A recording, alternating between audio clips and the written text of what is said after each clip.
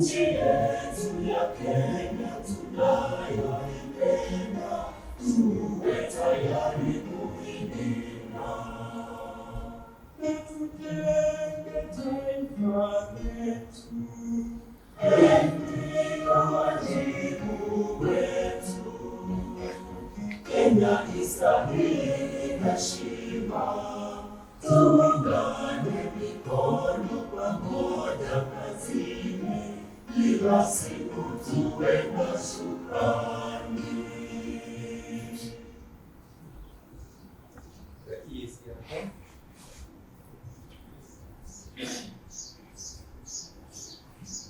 and Mungu twaomba uilinde Jumuiya Afrika Mashariki, tuwezeshe kuishi kwa amani, tutimize na malengo yetu.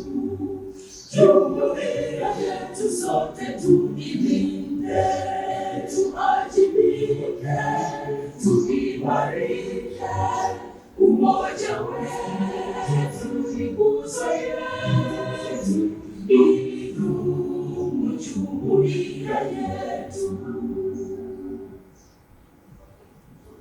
Uzalendo pia mshikamano viwe msingi wa umoja wetu, na tulinde uhuru na amani, mila zetu na desturi zetu.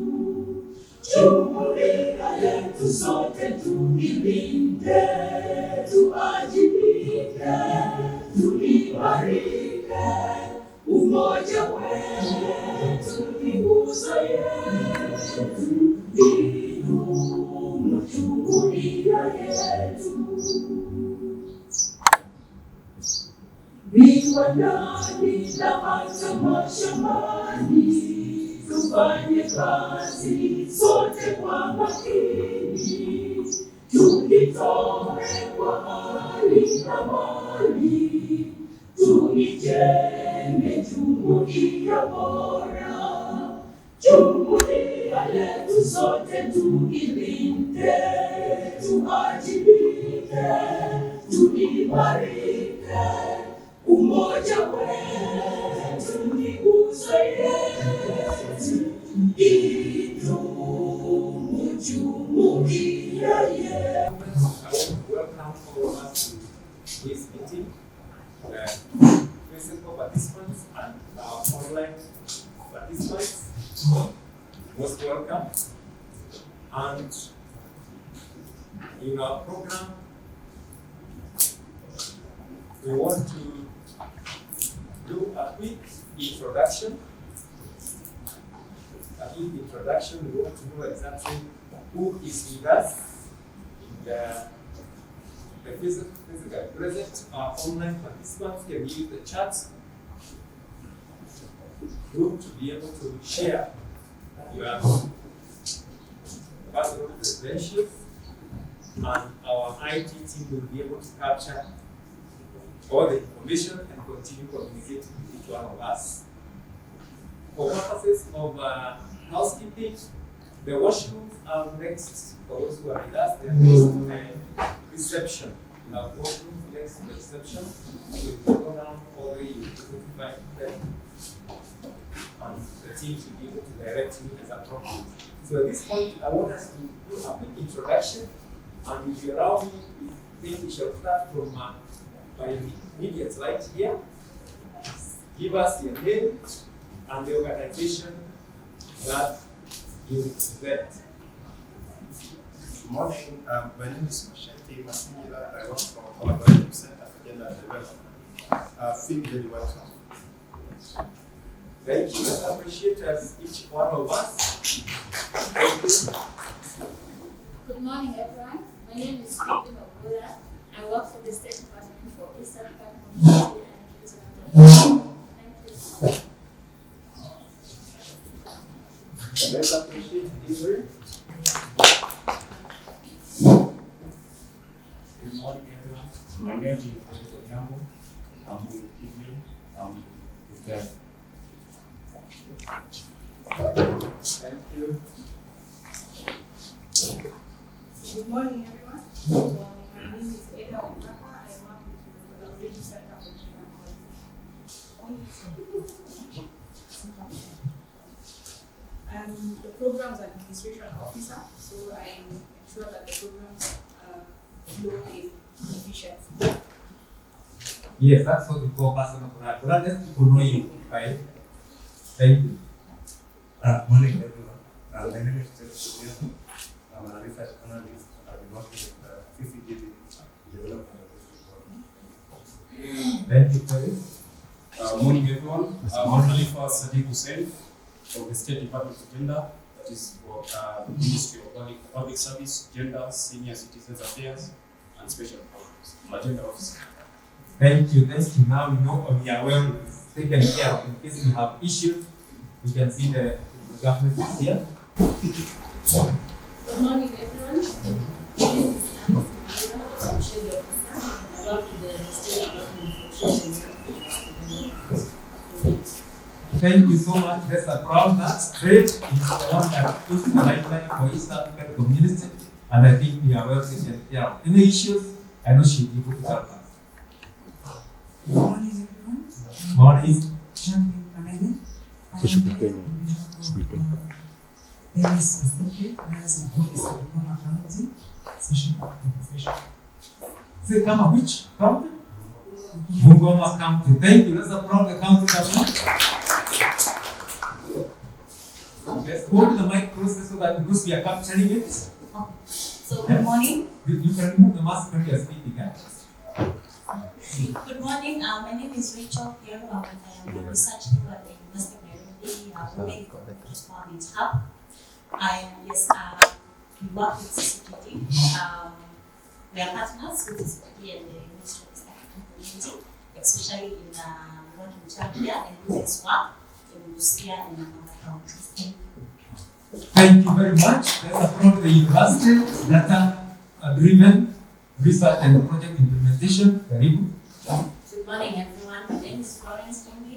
I work with the Commission on Administrative Justice and also with the Ombudsman and the Director of Corporate Investigations and Legal Services. Thank you. Let's applaud. Let's appreciate her. Good morning, everyone. Put the mic closer. My name is Agnes Oldi. I lead JAV at the Ministry of Tourism and Wildlife. Good morning, everyone. My name is Ruben Waso from the University of Nairobi. Women's Economic Development. Thank you, Waso. I know he has his capacity in terms of research. If you have something, you can talk to him. Thank you. Good morning, ladies and gentlemen. My name is Maurice Odhiambo. I'm the chair of the East African Civil Society Organization Forum, the Kenya chapter. I'm also a consultant. Thank you, Maurice. I know he's good in negotiation and peace. I work with him at the EAC region, so I can coach. Good morning, everyone. My name is Grace Omengari. I'm from Kenyatta University Women's Economic Empowerment Hub. I'm a research associate in charge of policy and advocacy. Thank you. Thank you, Professor Ngare. Yes, Professor? Yeah, thank you. Let's applaud the academia. That is my alma mater. I went to school at KU. Thank you. Good morning. Morning. My name is Francis Kalini. I'm a youth development officer from the State Department for Youth Affairs and the Ministry of ICT, Innovations and Youth Affairs. Thank you. Thank you. That is my first ministry that I worked in when I joined the mainstream government. Thank you. Let's applaud the youth. Jambo nyote.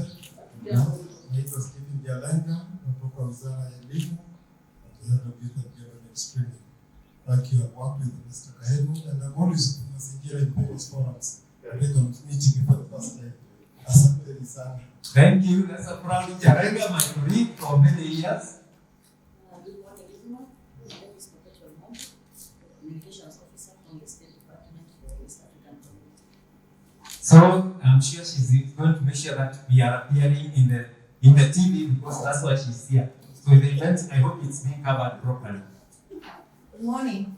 I'm Melinda Gates, Integration Officer from the State Department for EAC. Thank you, Melina. Good morning, everyone. Good morning. My name is Roslyn Mukabana. I work for Nairobi Metropolitan Services. I head the Gender-Based Violence Unit and providing technical advice and support to the Director General's Office in acting capacity. Thank you. That's a proud. I can see the Metropolitan is well represented. Thank you.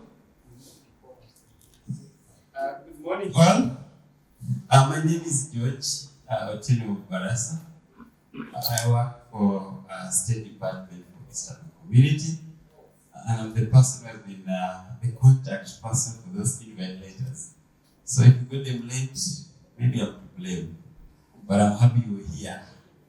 And karibuni sana. And I see my colleague Sahia Jalenga is my immediate boss.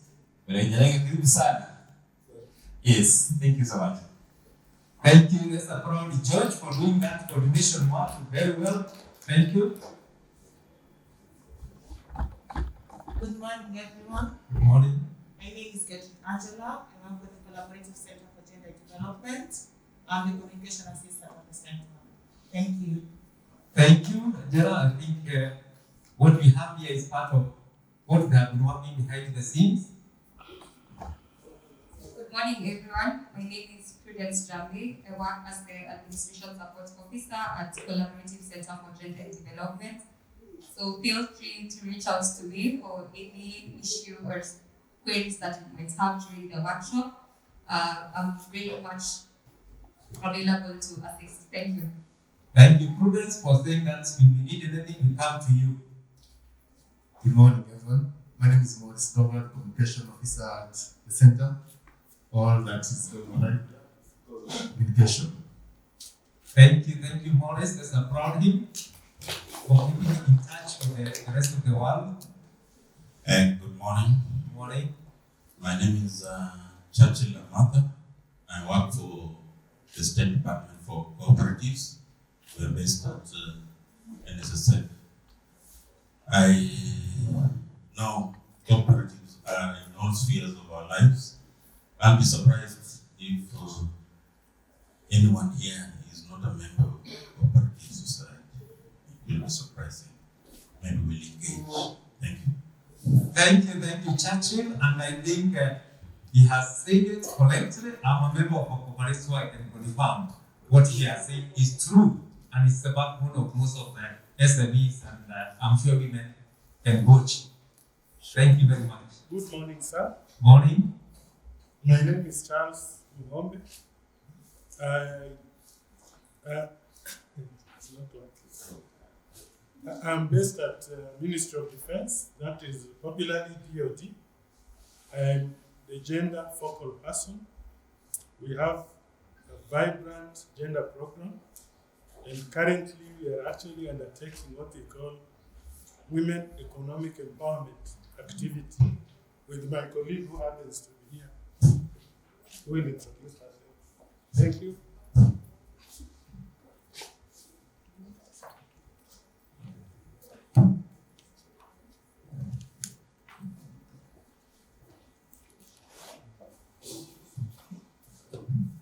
Good morning. I'm Florence Mutai from State Department for Gender. I am from Socio-Economic Empowerment Directorate. I'm glad to join you. Thank you. Let's applaud Florence. Good morning. My name is Alfreda Gishoni. I work with the National Treasury as a budget finance officer. Today I am happy. Even this, can we applaud her? Because we've been talking about funding, and she is here. When it comes to planning, nothing goes on in any government ministry if treasury is not involved. Let's appreciate her for being part of this process. Morning. I'm Sharon Jambet from State Department of Housing and I didn't hear, come up again. I'm Sharon Jambet from from State Department of Housing and Affordable Housing, thank you. So the affordable housing is well represented. We can be part of that process. There's a problem, huh? Good morning. Morning. I'm Meg from the Ministry of Fisheries and Forestry, State Department for Livestock. State Department for Livestock. Livestock, thank you. That is part of our current work. Yeah. Please put your mic closely because we have online handling. We have online participants and they only capture you through the system. Handling. Good morning, everyone. My name is Maimuna Sharif Mohammed, State Department of Training and Skills, Ministry of Education. Skills training, thank you very much. Well, education is critical even at the EAC level.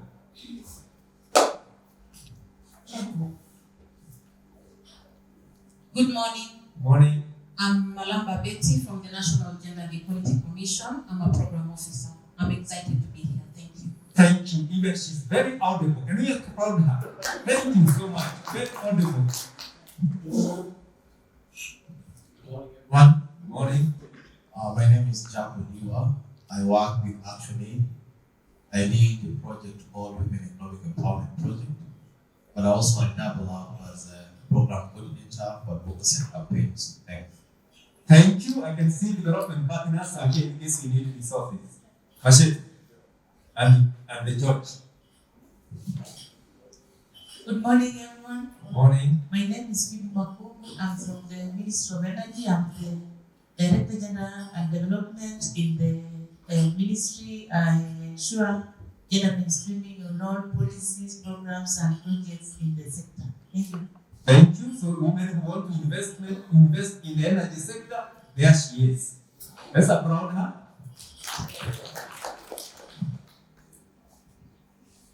Good morning, everyone. Good morning. My name is Veridiana Wasike. I'm in charge of partnership and resource mobilization at the National Youth Council. Thank you. Thank you, the National Youth Council. And she's also spoken very audible. Can you appreciate her?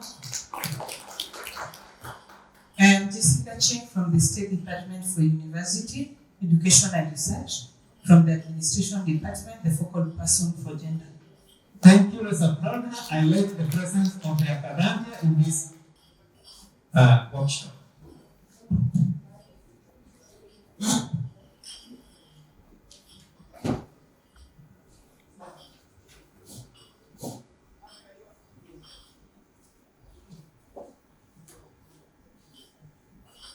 Good morning, everybody. My name Good is morning. Caroline Lubuto. I'm from Innovations for Poverty Action. We are a research and policy non-profit organization. Thank you, let's applaud her. She's also spoken very loudly. Now we know we have partners. Allow me to recognize the presence of Kenya Private Sector Alliance coming in, a very major partner, the people who help us to know exactly where we need to put our money. Let's applaud him and he gets into the hall. He's one of the partners of this very important program. Mr. Mainde, karibu. Thank you very much. Good morning, everyone. My name is Patrick Mainde with the Kenya Private Sector Alliance. Happy to be here. Thank you. Good morning. Thank you. Yeah, when we have any issues of business crisis, Mainde is here. He will tell us. Thank you very much.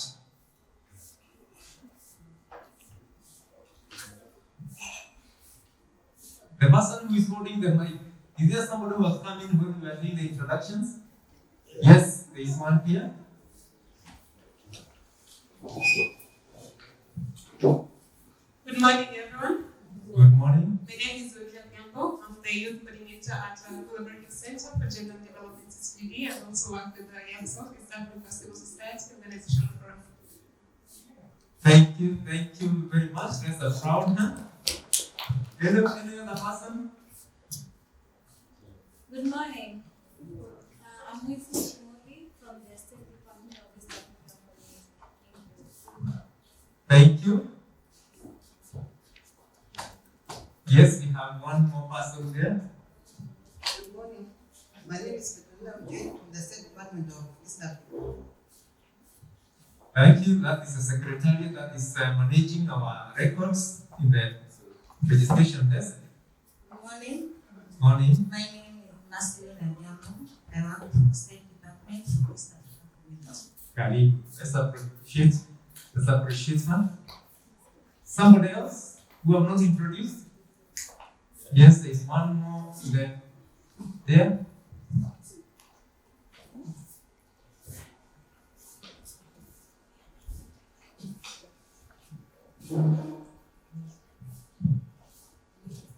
Good morning.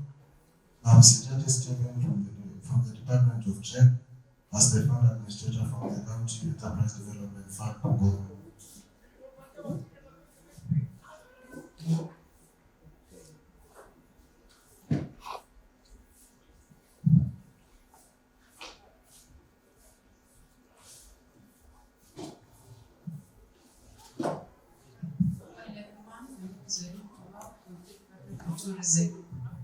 Tourism, thank you. That is one of the industry which was really hit by COVID, and I'm sure she'll be of great support to this. Let's applaud her.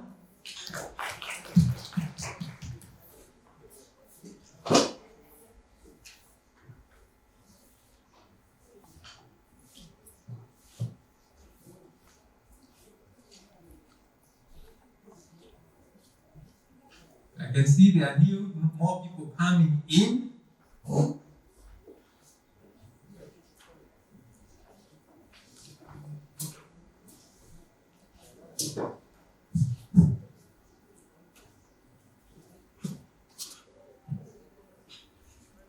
We are doing introductions. You tell us who you are and institutions you work for and what you do. Karibu. Hello, morning. Morning. I'm called Morris Ayaba from the EAC Secretariat in Arusha. I am in the Gender and Community Development Department. Morning, everyone. Good morning. My apologies for walking in late. My name is Sophia Opio from the Ministry of Water, Sanitation and Irrigation. I head the Youth and Gender Unit in the ministry. Thank you. Thank you. Water is life, and we are happy you are here. When women have issues with water, then we are well taken care of.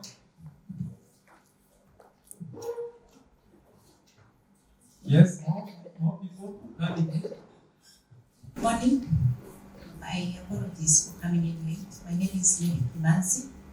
I'm CC for Finance for Pele County, representing my colleague CC in charge of trade is away. Thank you. Thank you. Yes, good morning. My name is Oscar Gassi from State Department of Livestock, Kajiado County. I work under a project called Regional Pastoral Livelihood Resilience Project as the county project team lead. Thank you very much. Let's appreciate the county. Kajiado is well represented and one of the largest counties that neighbor our sister partner state, Republic of United Republic of Tanzania. My name is Chineros Minani.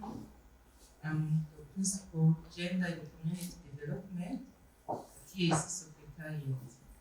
I thank God for being here because we arrived some hours, but we are very strong and we hope for these discussions. Thank you so much. Thank you. Let's applaud Jim Rose. She didn't say she's the head of the gender sector. She's overall in gender in East Africa. So if there are issues we want to raise, what is the issue? This is the officer. This is the lady, the strong lady who is handling that particular document at the EAC Secretariat from our sister country, the Republic of Burundi. Let's applaud her.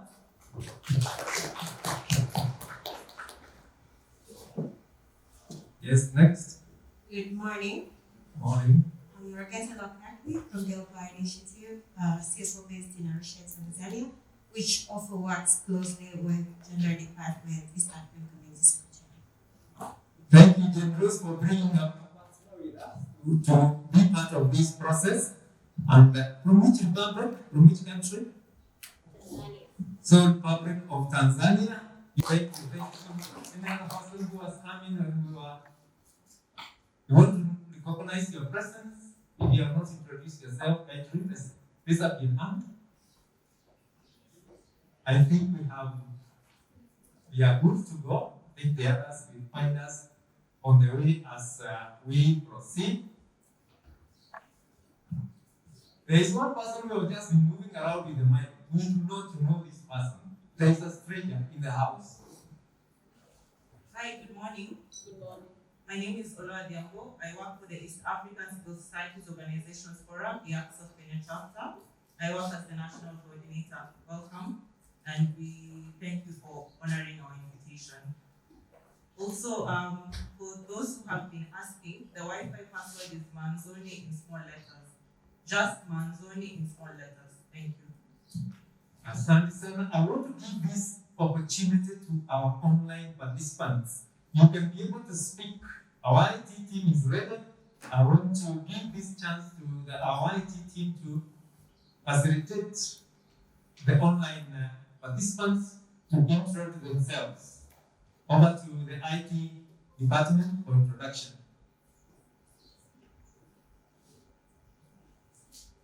Good morning, everyone. My name is Bill from Collaborative Center for Gender and Development. I hope you can hear me. Thank you. Yeah, we can hear you loud and clear. Thank you. Let's applaud that participant.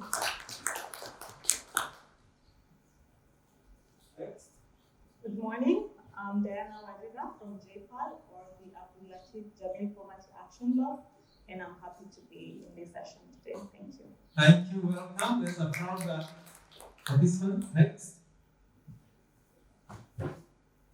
Good morning, everyone. My name is Tabitha Kimanzi. I work for United Nations Women, Kenya Country Office, under the Women Economic Empowerment Unit. Thank you. Thank you, Tabitha. UN is with us here, UN Women. Thank you, Mr. Brown. Next.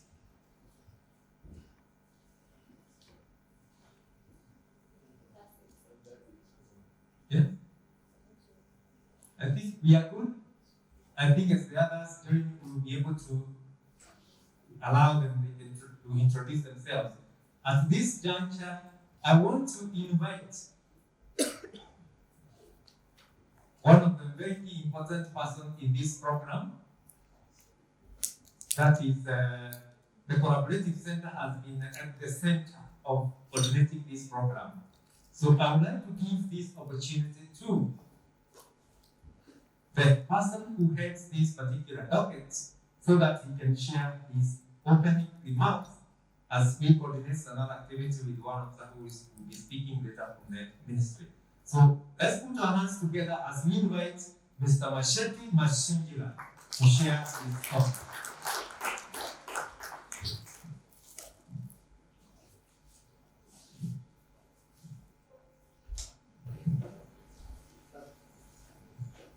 Thank you very much, Mwani Kahelu.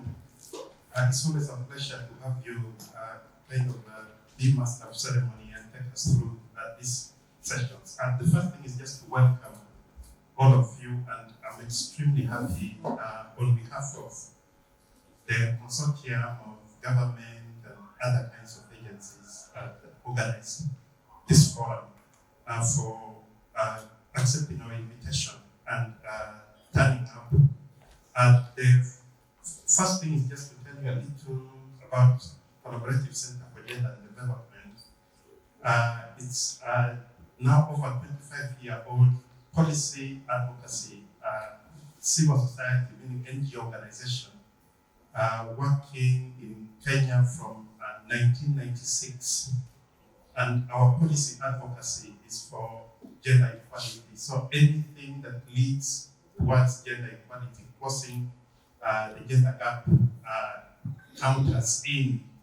But then we also do that ensuring that no one is left behind, meaning that as CCGD is also concerned about discrimination, we ensure that in our advocacy, we don't discriminate. Sometimes this is a bit complicated complicated because some people say affirmative action programs are discriminating.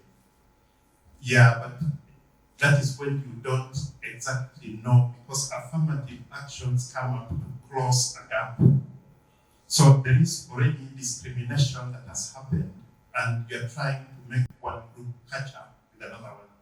So CCGD supports affirmative actions to ensure that there is equality and equity.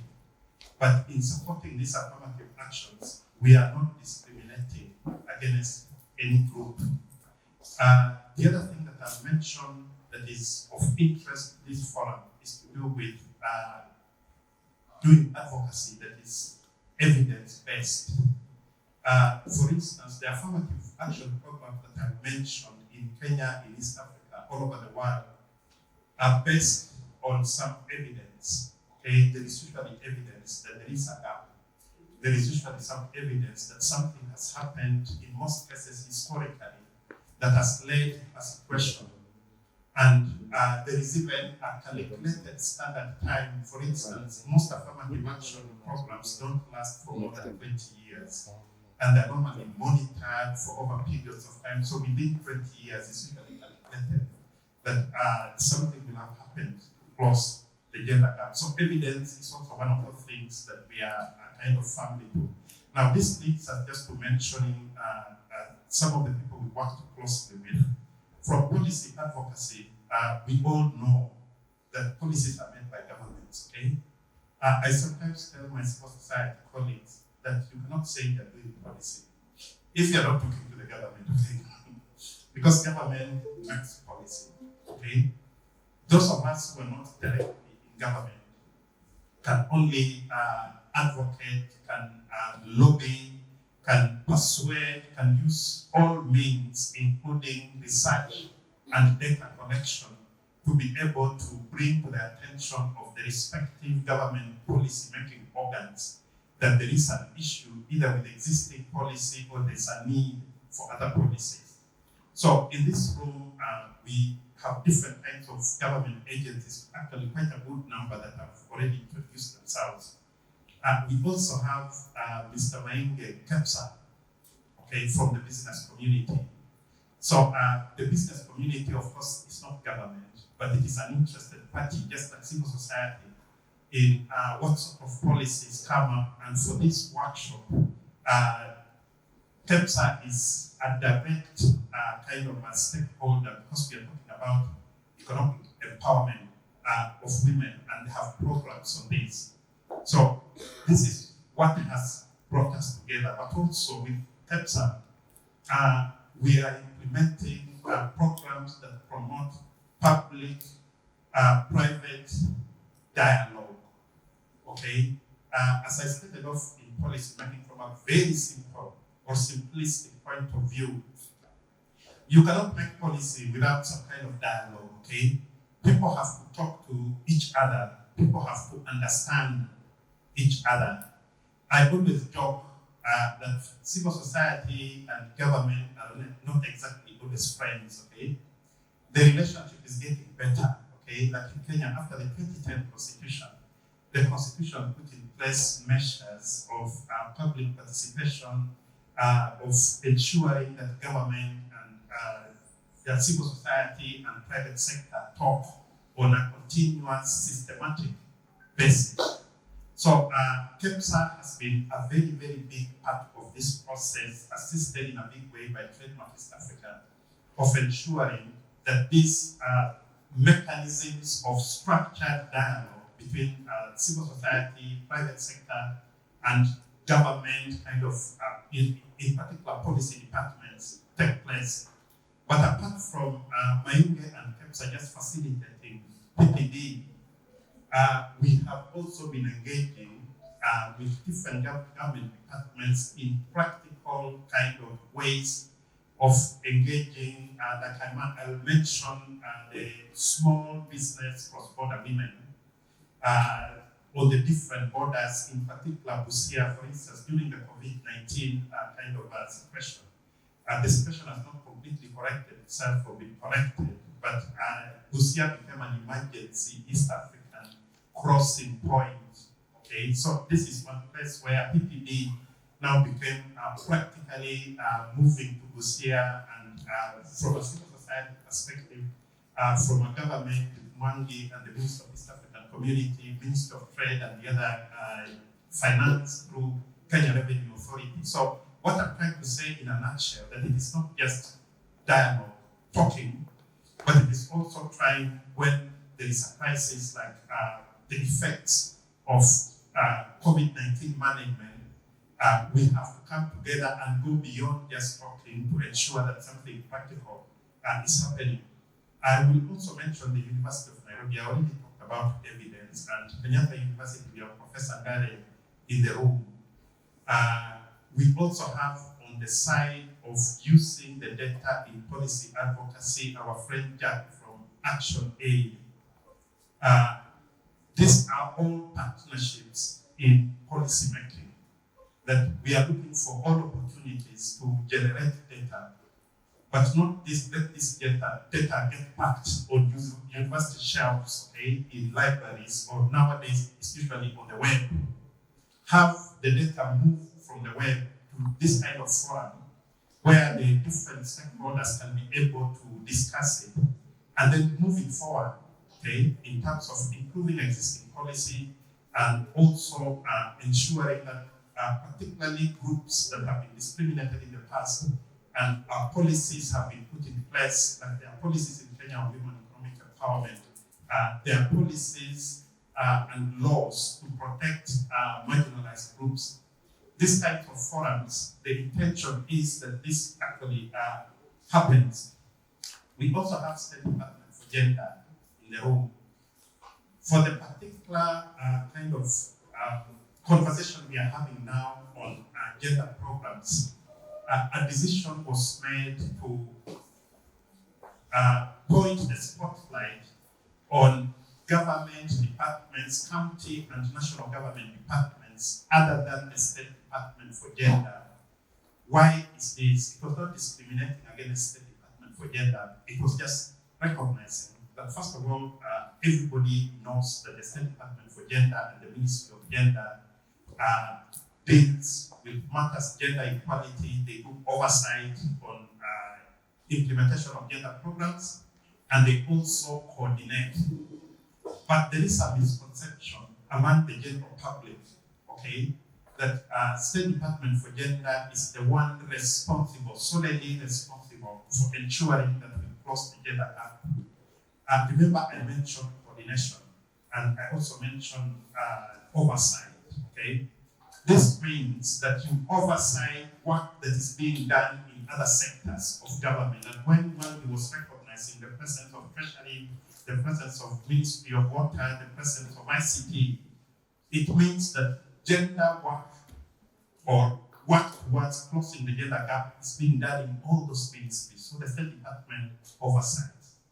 So we decided to shed the spotlight on work that is being done in those other sectors at the county government level, and also in ministries, departments, and agencies at national government level.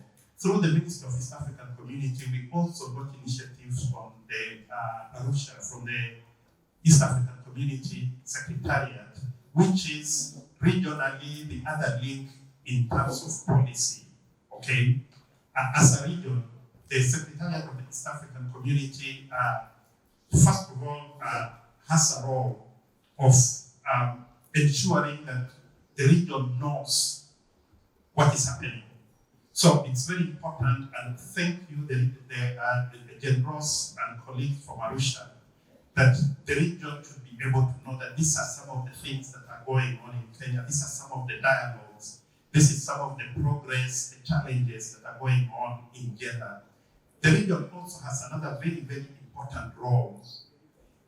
There is supposed to be a consensus within the region, and there are structures, different kinds of structures of the East African community that ensure that there is ongoing dialogue among government delegations to set up what you may call, in a way, agreeable standards, okay, of, since we are talking about gender and non-discrimination, that there are agreeable standards of gender or women's empowerment all over the region, so that when you talk about women empowerment in Uganda, someone in Kenya understands what you're talking about, someone in Burundi understands what you're talking about, and there is a document, there are policies, there are laws, at some of them in process, at the regional secretariat, the East African Legislative Assembly, same also with the laws, the East Africa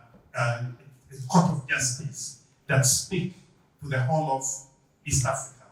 Since the second East African community is not very old, okay, this is a process that is going on, and these conversations go on from time to time.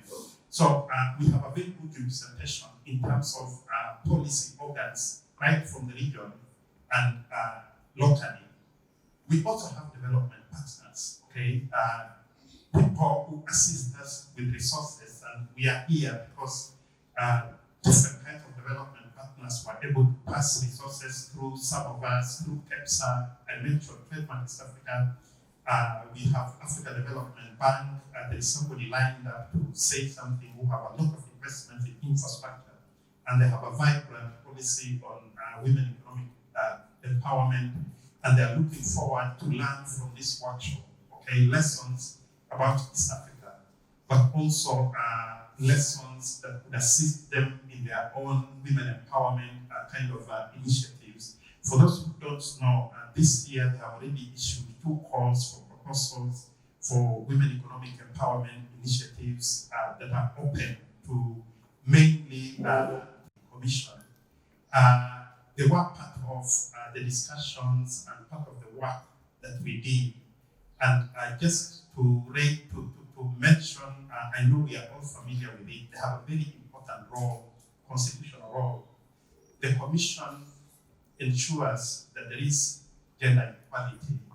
It has a constitutional mandate to monitor government sectors, departments, ministries, give reports to the National Gender and Equality Commission.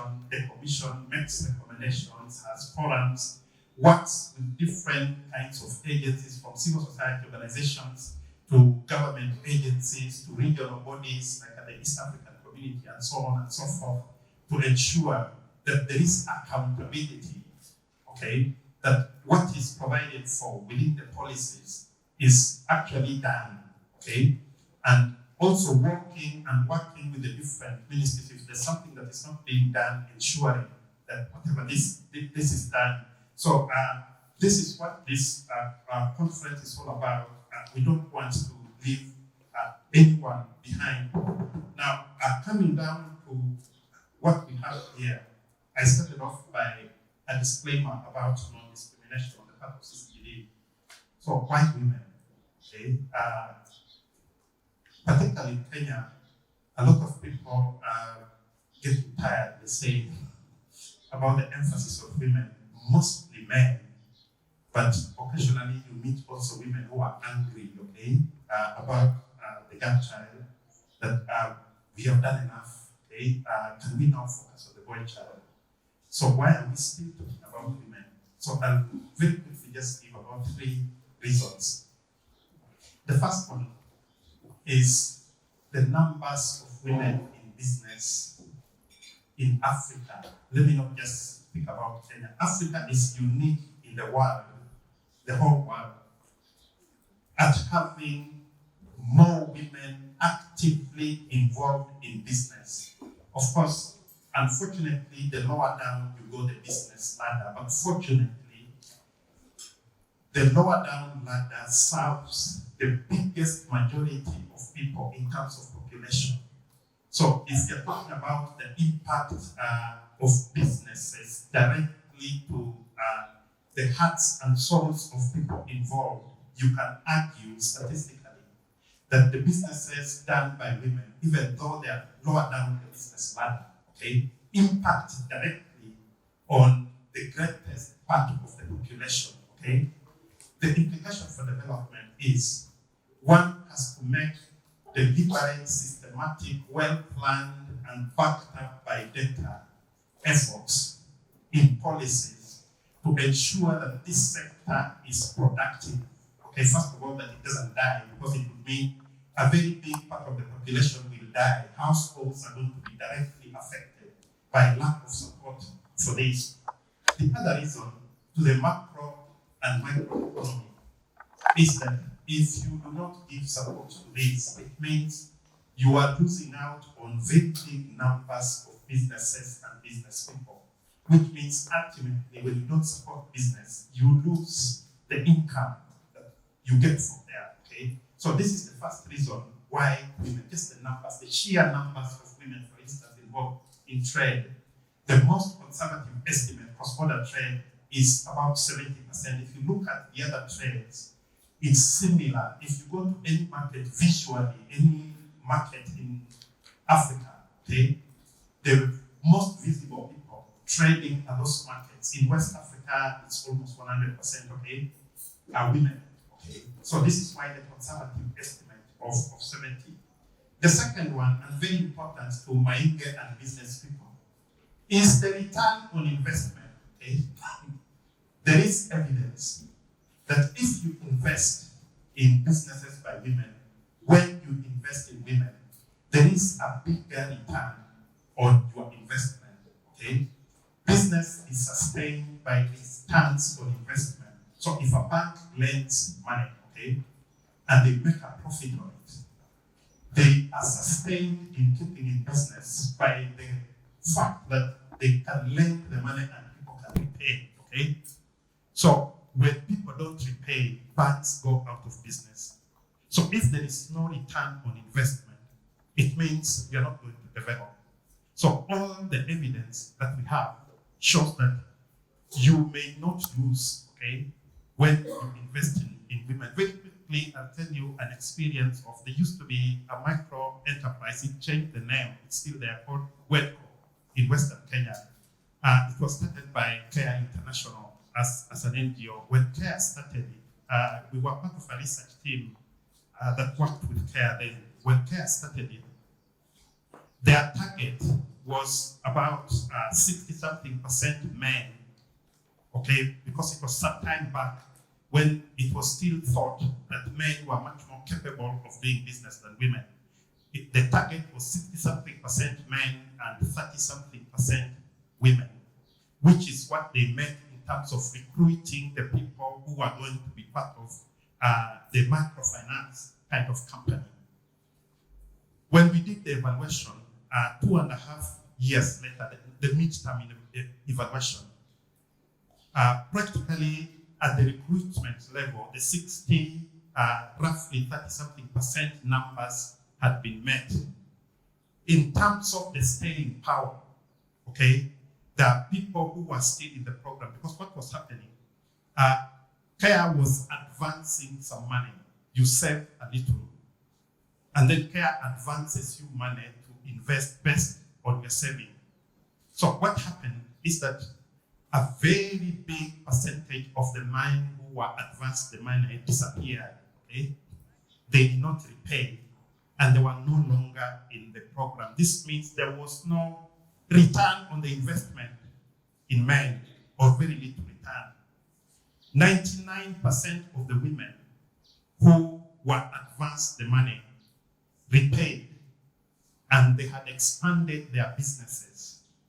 So after the midterm evaluation, the statistics changed to 60% women in WECO, okay, to 30-something% men. Within 2 years, it had changed. Like right now, WECO has a different name, but the last data that I looked at, it's 80-something% women participation. Do you get what I mean in terms of return on investment? Okay, so in a very, very business way, you might not do very good business without investing in women. Lastly, which is what we are here about, but I have to mention it, there is a supportive legal policy kind of environment from the State Department, from the region, in terms of supporting women economic empowerment for the reasons that I mentioned. And this is why women.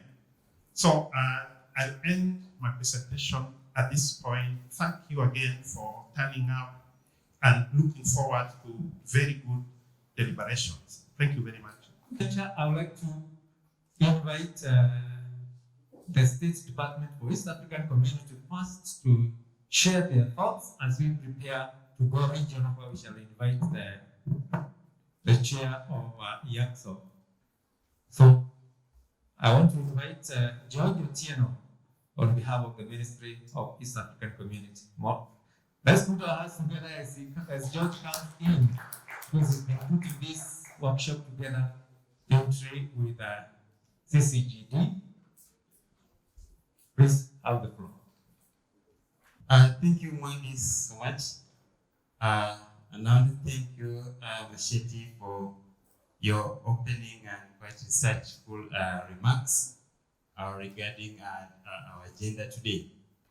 Now, as Mwangi has already introduced me, I'm George from State Department for East African Community. Now, I will not say much other than just to thank you so much for turning up, for accepting our invite for this very important conference. I want to recognize the presence of all of you, those within the country and those without. I can see EAC Secretariat is well represented. Janos is here. Welcome, Janos. Maurice, welcome with your colleagues. Thank you so much, and thank the hotel for hosting us. I think I'm sure those who spend here have woken up feeling nice. I don't think there were any incidents, we would have heard about it. So now, I said I will not speak much because my peers will be talking to us. I'm sure he could be listening right now because he could have been here physically, but because of other engagements, he was unable to make it. But he'll be speaking to us at exactly 10:10. So mine is just to once again welcome you and remind you that, of course, women economic empowerment is our business, is our core business as a coordinating ministry. We are so much interested in this agenda, and there's so much that we do, we continue to do. And Mashiti has mentioned about our cooperation, collaboration, and we have in place a collaborative framework that indeed has given as an outcome this conference that we're having today. So indeed, we're excited that you're here, and we look forward to the outcomes from this conference that will eventually, in my belief, move the women away from this Mama Mboga status, where all the time they refer to as small-scale business, but they never grow. It becomes like a business. So we believe that from here, we will come up with better outcomes that will lead to the growth of these women traders and women generally. So thank you so much, Mwangi. As I said, PS will be speaking to us. Otherwise, karibuni sana, and I wish you all a very fruitful deliberations. Thank you. Thank you very much, George, for taking your opening remarks for the government and mention that women must grow. And that reminds me of one important project which was run by ILO called GOWE. I don't know whether anybody is familiar with growth-oriented women entrepreneurs. I think this is where we need to go. We can't still remain down there. I work with that project, so I know, and I'm sure it's something we can borrow 1 or 2 leads. At this point, I would like to invite Maurice Odhiambo. Maurice Odhiambo is the one chairing the East African Civil Society Organization Forum Kenya chapter, the umbrella body in the EAC, I think he said, and I would like him to finish the others even as he shares his thoughts. Let's put our hands together for Maurice. Thank you, Mwangi. Monkey likes saying good things about me, which is okay because that is how we managed to get on with life. That is how we managed to get on with our business, day-to-day business. Ladies and gentlemen, I'm really excited to be here, to be part of this conversation as the chair of the East African Civil Society Organizations Forum. And I'll just say a few things. The first one is really to appreciate all of us for being here. And as I think Machete said earlier, you know, we have all sectors of society represented here. I come from a civil society background, and of course I've had quite a few organizations represented here. And the EACs, of course, within the region plays a very important role as the voice of civil society. And so that is, it's very important that all these sectors are involved. So one is just to appreciate, and also specifically to appreciate the colleagues from Arusha. Jen Ross is looking at me. I know in her mind there's a lot of things going on. Just remembering all the engagements, the quarrels, and so many, you know, dynamics that happen within the spaces that we occupy. Of course, Morris and the other colleagues, I really appreciate all of you, and I know together we've done excellent work at the regional level. Definitely, obviously, I have to appreciate CCGD and my colleague Machete, whom we have worked together for many years, and CCGD has been the host for EACSO. And the partnerships that have emerged from all this have really helped us to forge forward in terms of the agenda, not only of regional integration, but also the key topical things that we have been engaged with, including the aspect of gender and development. Secondly, just to speak briefly, very briefly, so I've already said that the EACSO represents the voice of civil society in the region. EACSO is recognized through what we call the CDF, the Consultative Dialogue Framework, which we worked on with the colleagues from EAC, but also civil society across the region. And so this is a platform through which a lot of advocacy has happened.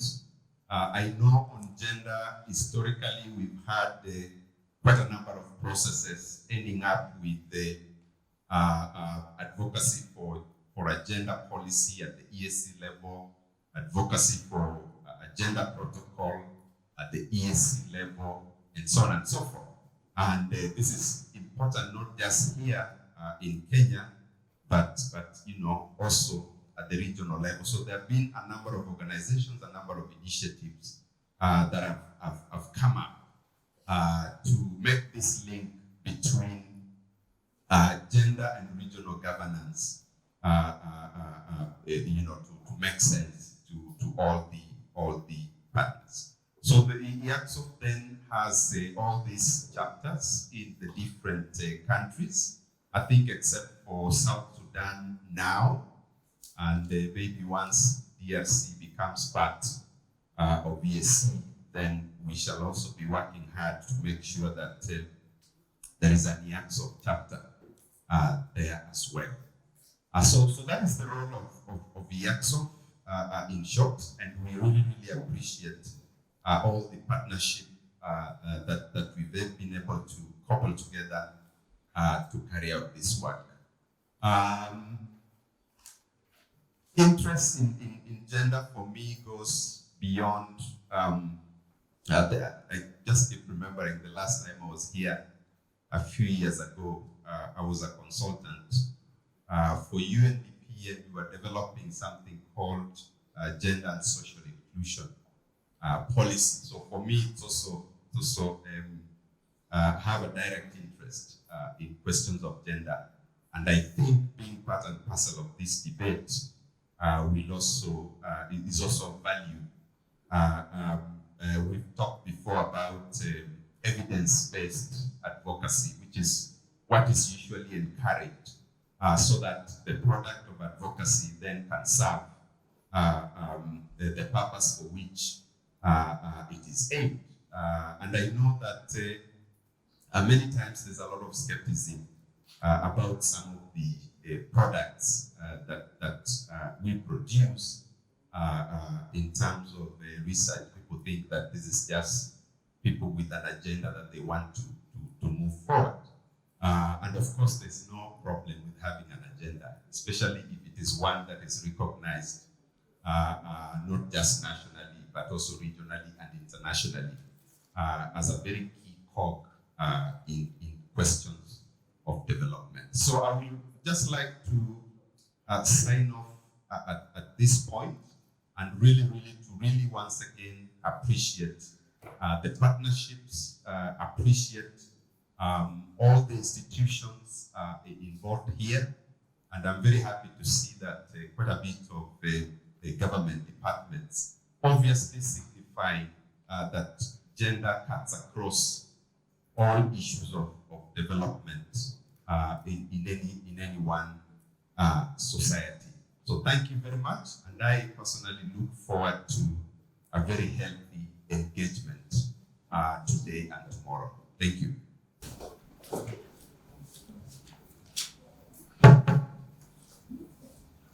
Thank you, Mr. George. Thank you, everyone. I think we are listening too much, but we are together, you know. My standing up here is just, first of all, to thank you all for coming for this meeting. And I thank, first of all, the organizers for extending the invitation to East African Community Secretariat. This shows how much we are together, how much you care for the community to be together. You should organize it as a national event, but you wished it to be with us. We really thank you. And we thank you in general, the ministry in charge of East Affairs in Kenya, for always being with us. When I saw Mr. Kahenu here, I remembered a lot of things, a lot of work we did together, including what Mr. Odiambo said, to get our main tool we use in EAC, the gender policy. The ministry never left us, especially Mr. Kahenu. In all work, he was with us. So I was so happy to see him here again. It means the work he did was not in vain. The government is still counting on him and the partners the same. Allow me to thank the center which gathers here for the good work. As we said, Mr. Odiambo said that they advocate for this gender policy in EAC. May I extend this good achievement to thank this center for contributing so much to get a very good action plan for this policy. There was a very good contribution. If you read that action plan, you can really get somewhere and you can have a good journey for our women. So, Mr. Kaheno, I was talking about you. When I saw you, I remembered a lot of things we did together. Not only, gender or women, all areas we have. I just want to summarize what we deal with in the gender department. This is a department which has a lot of dockets, priority areas. We are dealing with a big component on women in business. And we also have the mainstreaming of gender in all organs and institutions of EAC. We deal with youth, children, persons with disability. We also deal with social protection when we pay attention to vulnerable groups. To mention one, our older people, we are all aiming there if we are blessed to get all. Also, we deal with community development, where we look at some projects to empower these different categories. And the concern of Mr. Odhiambo, stakeholders engagement. These are civil society, private sector, and other interest groups, to include the trade unions, to include employment associations, and so forth, women's associations, youth, children, whoever is a citizen of this community is allowed to be in that platform, as Mr. Odhiambo said, which is inclusive and which is there to implement consultative dialogue framework. So we have a regional dialogue committee which can organize all those. You will hear, or you've already heard about Secretary General's Forum. It's under those. So the groups I mentioned, they are there to organize all that the dialogue at regional, and we also have chapters at national level. So to just say a few things, we are guided by the treaty.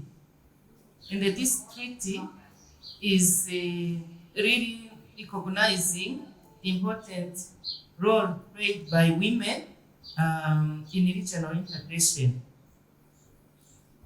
We are talking about gender equality and empowerment of women as at the center of the mandate of EAC. So you can see that we are talking the same thing. So in that treaty, we have two articles, 121, 122, which are talking about the role of women in business and in socioeconomic development. This is what is gathering us here. And as I said earlier, with support of various partners, civil society mainly, we had the main document we are using is gender policy, EAC gender policy. If you look at it, priority number 5, it talks about trade, business, and economic empowerment. And if it's gender policy, women are highly focused on, because as we know, this is the group of population we have, which has been known as lagging behind in many sectors of development, or many spheres of development. So we are paying attention on women, not because we are discriminating men, but we just want to make women to another level.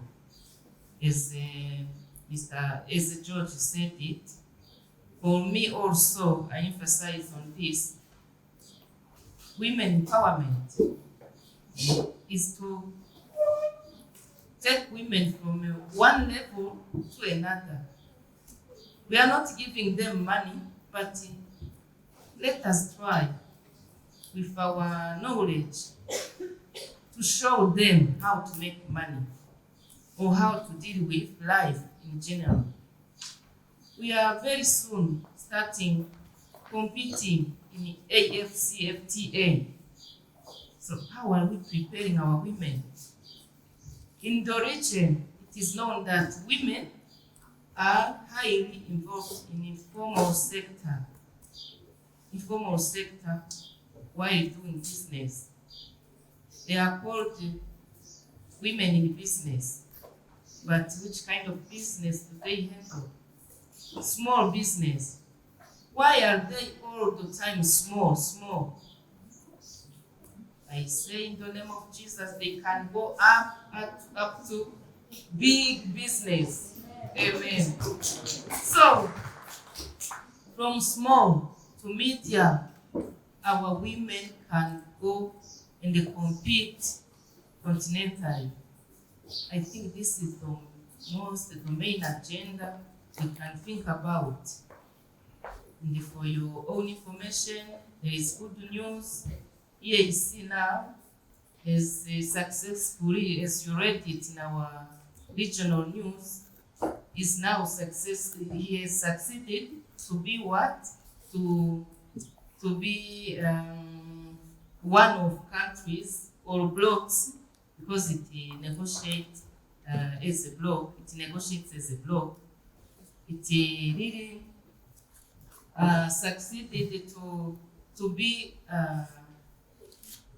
one of the blocks which successfully achieved the minimum requirements for category A, trading under AFCFTA. That's a very good news on our region. So let us all think in our mind, what can we do for our women who are highly involved in agriculture? Those are agricultural products that they will trade in. Pharmaceutical, and also other products that can be in that category. So we are talking about women empowerment. And the tools are there to utilize. What are strategies for us to compete with as EAC? What are strategies for us to compete with other RECs? Because our women, if you look at EAC as a region, we can really confirm that we are not at the same level with women in West Africa, with women in Southern Africa. Of course, there are some countries we can be ahead of, but as a region in general, if you are not talking about Kenya, you know how you are. You are so good in trading. You are so good in business, in everything. We thank God for this country because it can be a role model for other countries in the region. But we have other countries which are lagging behind. And we have countries which are joining the community. How are we preparing ourselves as a bloc to compete with other rates? Women empowerment, as we know, our women, not many are involved in other sectors than business. And the business they do is just survival. There is no savings, but it's possible we can help them using our capacity, our knowledge, and they get somewhere where women can say we are really empowered. Otherwise, we will talk. The empowerment we're talking about is not there. Coming up to what EAC is preparing for our women, we have tools that we can use as a region, as a country, because whatever we have in EAC is yours. We do nothing without the agreement with our partner states. We have a final draft of regional strategy for women, for promoting women in business for socio-economic development. That tool is a very good one we can use for us to compete in this coming trade, continental trade. We also have to help our women who are still trading within our region. The tool that was developed again, we support with civil society and the other partners, simplify the guide for small-scale women traders, and service providers. Talking about this tool, I remember we had 2 good trainings in Busia. 2 of you were there. And we also have one in Nimule. And I rely on those reports from those trainings. I'm sure that if we use them properly, our women can trade from national level to regional, and from regional to continental. Is that where we are aiming? So let us start within, and we reach far. Yeah. We also have projects. One is still a draft that is to be finalized and be adopted. But we 50 million African women speak networking platform project. We all know it. The first phase has ended, but we finalize everything that is needed for having second phase. So from now, we are waiting for ADB to announce the coming of the second phase. We are waiting. There's nothing they are requiring from rates which are involved in this project. So we are all invited to use those tools, those platforms to train our women. And the other project we know is the empowerment of border communities through shared markets, modernized markets. And this one, I'm sure some of you are participating in meetings to finalize the document. This is another thing we must use. We need the markets at borders, and we need to improve those markets. Facilities, how are they for women and everything? I'm not going to enter into details. We have some challenges to use all these tools. We have some challenges to push this agenda. But tomorrow we have another presentation where we will talk about the gaps we have in EAC.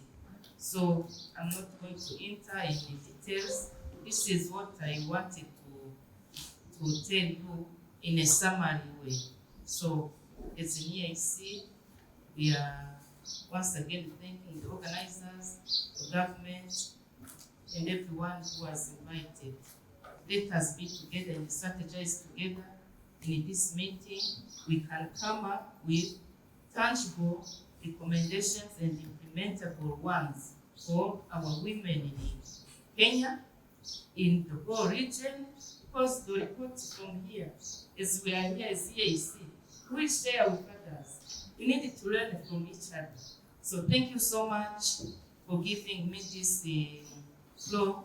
I wish all of us very fruitful meeting and deliberations in this gathering. Thank you. May God bless you all. I know the PS will be speaking at exactly at 10:15. So I will invite one more speaker as we prepare the stage. After that, then we'll be able to cut short so that he opens the meeting and then we can be able to proceed.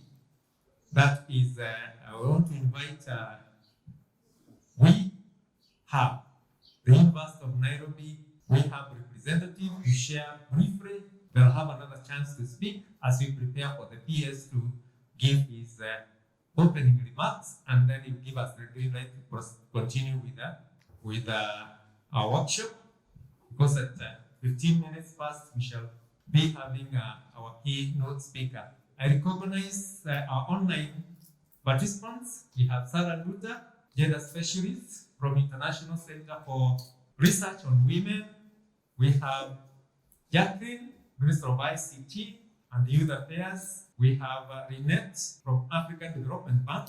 They'll be sharing their presentations later in the day.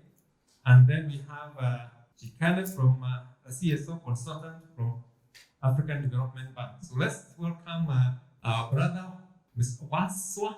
Waswa is an expert in research and with the impact of Nairobi Women Economic Empowerment Hub. We'll give him about between, because that's, is it 10 minutes? Okay. That's Thank you so much, Monkey, and thank you so much the conveners of this important stakeholders workshop and all the stakeholders that are present. My name is Waswa Ruben, and I'm here representing the Women Economic Empowerment Hub of the University of Nairobi. I'm standing in for Dr. Mary Bidi. I also bring greetings from Professor Wanjiku Kabira, who was engaged elsewhere, but she said that she is with us in spirit. Just about the Women at the University of Nairobi's Women's Economic Empowerment Hub. Briefly, what it does, it aims to contribute to evidence-based, and this has been repeated many times by the speakers that are here, to provide evidence-based for decision-making and implementation of policies and programs informed by what works for Women Economic Empowerment Hub. We focus on what works. If it doesn't work, we don't want to belabor there. You reduce the battles by focusing on what works. So the vision of our hub is a full realization of women economic empowerment, and our mission is to be a thought leader in producing cutting-edge, innovative, rigorous, and accessible evidence through research for impacting policy formulation, implementation, and upscaling for the full realization of women's economic empowerment. So in line of that, to provide the evidence-based information for policy implementation, we've carried out several projects in the country. One of them is affirmative action funds and entrepreneurship. And our research question was what works in affirmative action funds. We're looking at ACO, WESO Fund, WEV, Youth Development Fund, and the CGS, the Credit Guarantee Scheme. We have also looked at the center, we have also looked at women in formal and informal sector. We are looking at how the Employment Act has promoted women's participation in the formal economy. We are also focusing on childcare and women's work,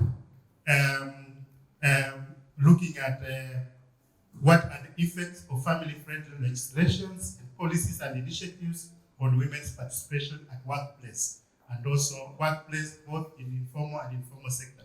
Like, for example, we're also looking at trade, women in trade. We're also looking at women, and we have another project, another cluster project, which is dealing with the women's movement and self-mobilization for women economic empowerment. What has worked for women in the past and what we can be able to learn and as we go forward, where we're coming from and where we are going. And so those researches were done last year, and we have information, we are processing the information for dissemination. So we collaborate, we don't work alone, and we collaborate with government ministries. Among them is the Kenya National, of course, Kenya National Bureau of Statistics is an organization in the government ministry. When we are doing research, one time my director told me that when women say something, sometimes they are not believed. So you have to say it 3 times before you are believed. Or you can work and collaborate with others who can be believed. So those of you who have read Chenua Achebe's book, Things Fall Apart, he said that, one of the proverbs, he said that because men have learned to shoot without missing, the naked bird has learned to fly without perching. So I remember when we were with the State Department for Gender in Mombasa, working on women economic empowerment policy, and I can see the representatives here. One of the information they were saying that they quote information from the national organization, it's Kenya National Bureau of Statistics, that is mandated to provide information for government action. So we have been working with them as they do the figures, as they grant the figures and draw the graphs. We also able to work with them and provide qualitative research and answer questions which cannot be answered by the figures. We are also working with the Ministry of Public Service and Gender, under the State Department of Gender. We are also working with the Ministry of Finance and Planning, especially in the provision of the CGS credit guarantee scheme to women. And then we also working with the Ministry of East African Community. They're here, George is here, and with Mwangi who linked us, and Machete who linked us, of course, with the Ministry of East African Community. We are grateful for that. In academia, we are working with the Kenyatta University. They also have a similar hub at the Kenyatta University. In the civil society, we are working with Ground Trust. And of course, the biggest of them all is the Collaborative Center for Gender Development. Machete is working very closely with us, and Professor Ajiku Kabira, if he was the one who was speaking, he'll be speaking very much glowingly about Machete because they've worked together for a very long time. Then we also work with TechnoServe in SMEs and MSMEs. We also work with Action Aid. I have seen Jack. Yes, you were in Mombasa when you convened that meeting. And we also work with the Oxfam, especially in the analysis of the national budgets and county budget. We also work with banks. The banks that are implementing a credit guarantee scheme. There are about 7 banks, including Cooperative Bank, ECB, there is a Credit Bank, there is ABSA, and so there are 7 in total. So we are also working with them, and private sector organizations. So our presence, if Mangi, if I reach the limit, you can be able to, but I'm sure I'll be able to complete just in a few minutes. So our presence, we are in Tana River County, Wajir, Busia, Kitui, Vihiga, Kisii, Siaya, Uasin Gishu, Kajiado, Nakuru, Nairobi, Kiambu, Kenyatta, and Nakuru. That's the counties where we have carried out research. We are also doing a collaboration, as I mentioned, with the CCGD on, and the objectives of the collaboration is to enhance access to childcare facility for cross-border women traders, increased participation for women in cross-border trade, increased awareness on the importance of change of norms, gender norms, so that men can also be able to take care of their children as women go to work or trade. Increased income for women traders, and that is the final one, because we all hear the word women, increased income and women's economic empowerment.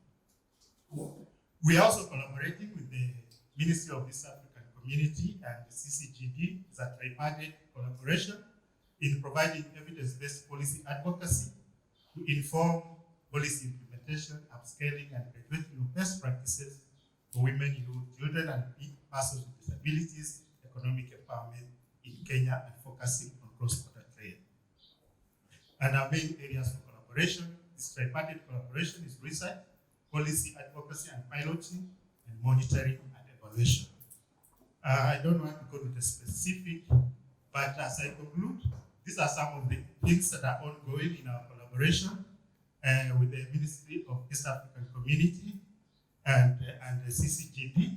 We are doing a review and analysis of literature on regional trade frameworks, such as establishment of East African Community, protocol on establishment of common market, and others. So this is ongoing. We are also developing a position paper on gender responsive budgeting. We shall be comparing Kenya and the partner states in the East African Community, how they are faring in, and make recommendations on the minimum requirements. They call it in Kenya, they call the MOD, irreducible minimums. So you have to create some reducible minimums for gender budgeting. And then we have also been reviewing the national budget and the county budget policy. The one that we've done quickly was the Busia, because of our involvement with CCGD on cross-border trade. So we have looked at it, especially on the issues of childcare, and made our recommendations on the Busia budget. So with those few remarks, I want to thank again the conveners and all the participants who are here, and look forward to a fruitful engagement. Thank you so much. Once again, very important information on what is the partnership. the Ministry of EAC and CCGD. They have been doing it for a long time, but now this is a formal agreement which has been signed by the Ministry, CCGD, and the Vice Chancellor, University of Nairobi.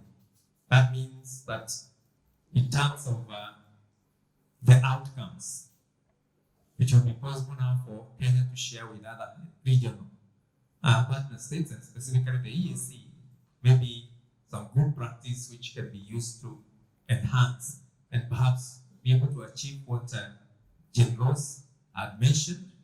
And I know even one of his good soldiers, Morris, knows that we've been working on the EAC African Union Border Program, and some of there are several issues that we can benefit from the universities across the region, maybe even a partnership with the various universities within the respective partner states, so that we can share knowledge. And if you look at the Inter-University Council of East Africa, it could, where it so happens that the University of Nairobi is a member, so is Kenyatta University and the other partner states. We could be able to use that window to promote one of those gaps where we have, especially what has been mentioned by Generals on moving our women to run full-fledged businesses, like what is happening in other parts of the world. We must grow, and we are focusing on Africa. And if we are able to implement what she has said, the negotiation that has been done, maybe we need to see what do we do, how do we go about it. Maybe the university could be able to help us. The tools that were also mentioned by the EAC, how can we be able to use them to cross the gaps? Because the bottom line is, can we be able to bring women where they're supposed to be?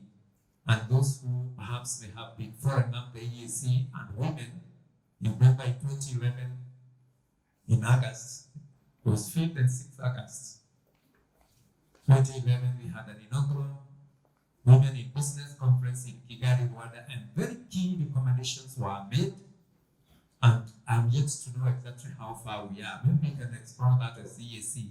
How far did we go with respect to the recommendations, and what followed up, I think, later in Uganda, and the last meeting was in Nairobi. I don't know whether we can be able to see, can we bring back that trade forum where women were sharing, but not only selling their products, they were also able to share experiences for the best practice for each country.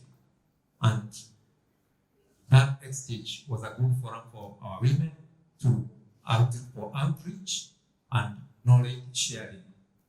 So I maybe George will confirm whether the PS is still there, whether the office is set for the presentation, as maybe she prepares, invite the next speakers, even organize experts. We have, I think, Chikana from the Civil Society Engagement Consultants, African Development Bank. We have Renette Miriti, I think, from FEB. I had mentioned. We have Sarah Duta from Gender Specialist from International Center for Research on Women. I mentioned Peter Jacqueline, economist, Minister of ICT, and we'll keep on recognizing others as they continue to join us online. As we wait for that to confirm the readiness for the PS to share his speech, that we can proceed on with our workshop. I want to request our next speaker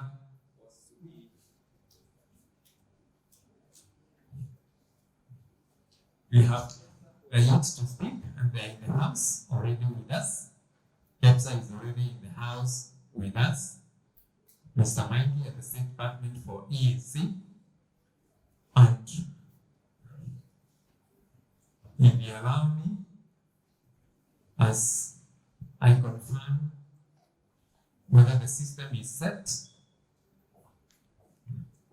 from Judge. So we give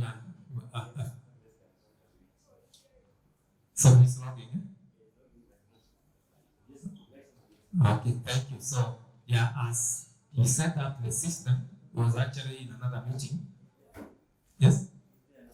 So yes, told the PS State Department for East African Community, Dr. Periti Desai, is as logged in, and I must say that I have had the privilege of working with him, and he is a government officer who has passion for promoting cross-border trade. It's him because he personally participates directly. There are things when it comes to issues of regional and trade, and especially women. I think he has attended almost any event at the border, and he is very, very good in terms of partnerships. Excellent in partnership because he happens to be heading the secretariat that is dealing with Vision 2030. So he has a global picture with respect to trade promotion, not only in the country, but regionally, and I know that he's also learning many other programs, and therefore we have the benefit. He's also an expert in IT, in ICT. He's doing so many things. It's difficult to describe him. I know he has received several honorary degrees from universities which have had an opportunity to interact with him or with him at different points. So, ladies and gentlemen, join me as we welcome Dr. Kemiti Desai, Principal Secretary, State Department for East African Community, to share the keynote address and officially open this meeting. Thank you. Yes. A very good morning to all, ladies and gentlemen, distinguished guests. I'm encouraged to be part of this opening ceremony this morning with a view of promoting greater dialogue and engagement by all stakeholders, as is typical within the context of this subject of women empowerment and the support that is required. A structured establishment with respect to all the key stakeholders is necessary for us to make collective decisions and promote collective leadership on this subject. I do feel humbled to take this opportunity to thank you all, and in particular to be part of this important initiative. I would also like to thank the national government and the county government for accepting to be part of this conference. Ladies and gentlemen, a lot of effort has been put with respect to the ongoing movement on this subject of economic empowerment for women, specifically around the cross-border capacities. And indeed, this couldn't have been achieved without the great work of Mr. Masheti Asanjila, who is the CEO of the Collaborative Center for Gender and Development, and Professor Wanjiku Kabira, the Director for Women Economic Empowerment, the WE Hub, University of Nairobi. Now, indeed, we count on their leadership and their engagement and the private-public partnership that we have within this context. And indeed, it is a delight for me to know, and it is important for all of us to appreciate that this indeed is one of the first initiatives after having signed the MOU, the Memorandum of Understanding between the Ministry of EAC and Regional Development and the Center for Collaborative and Gender Development.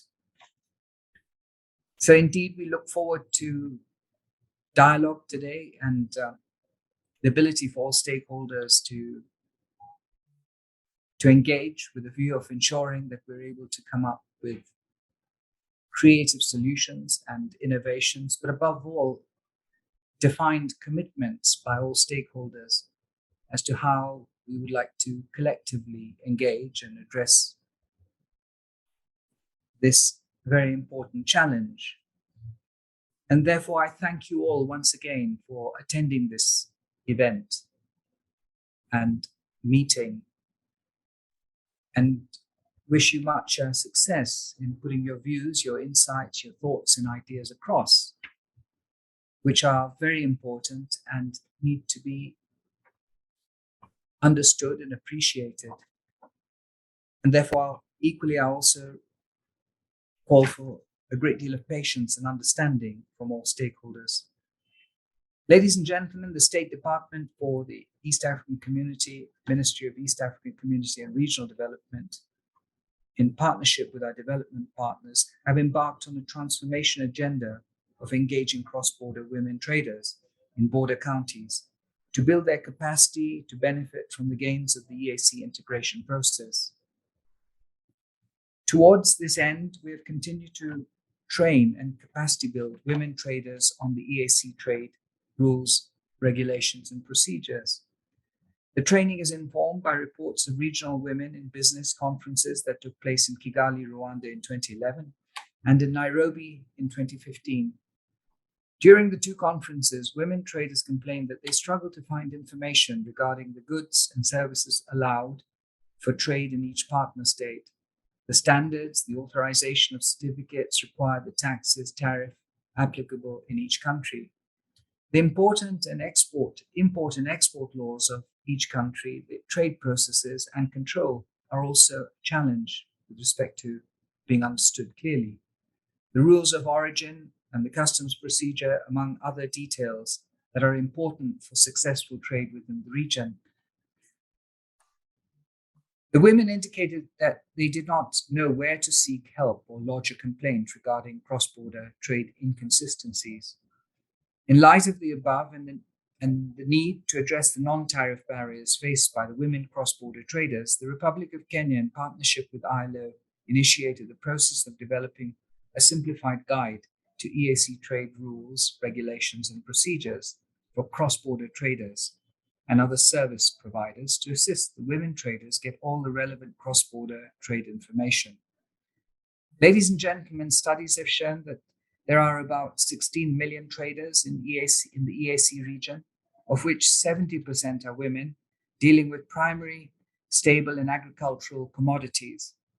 The capacity development program for women cross-border traders is also motivated by the Big Four agenda, which seeks to accelerate economic progress of our country through manufacturing, universal healthcare, food security, affordable housing.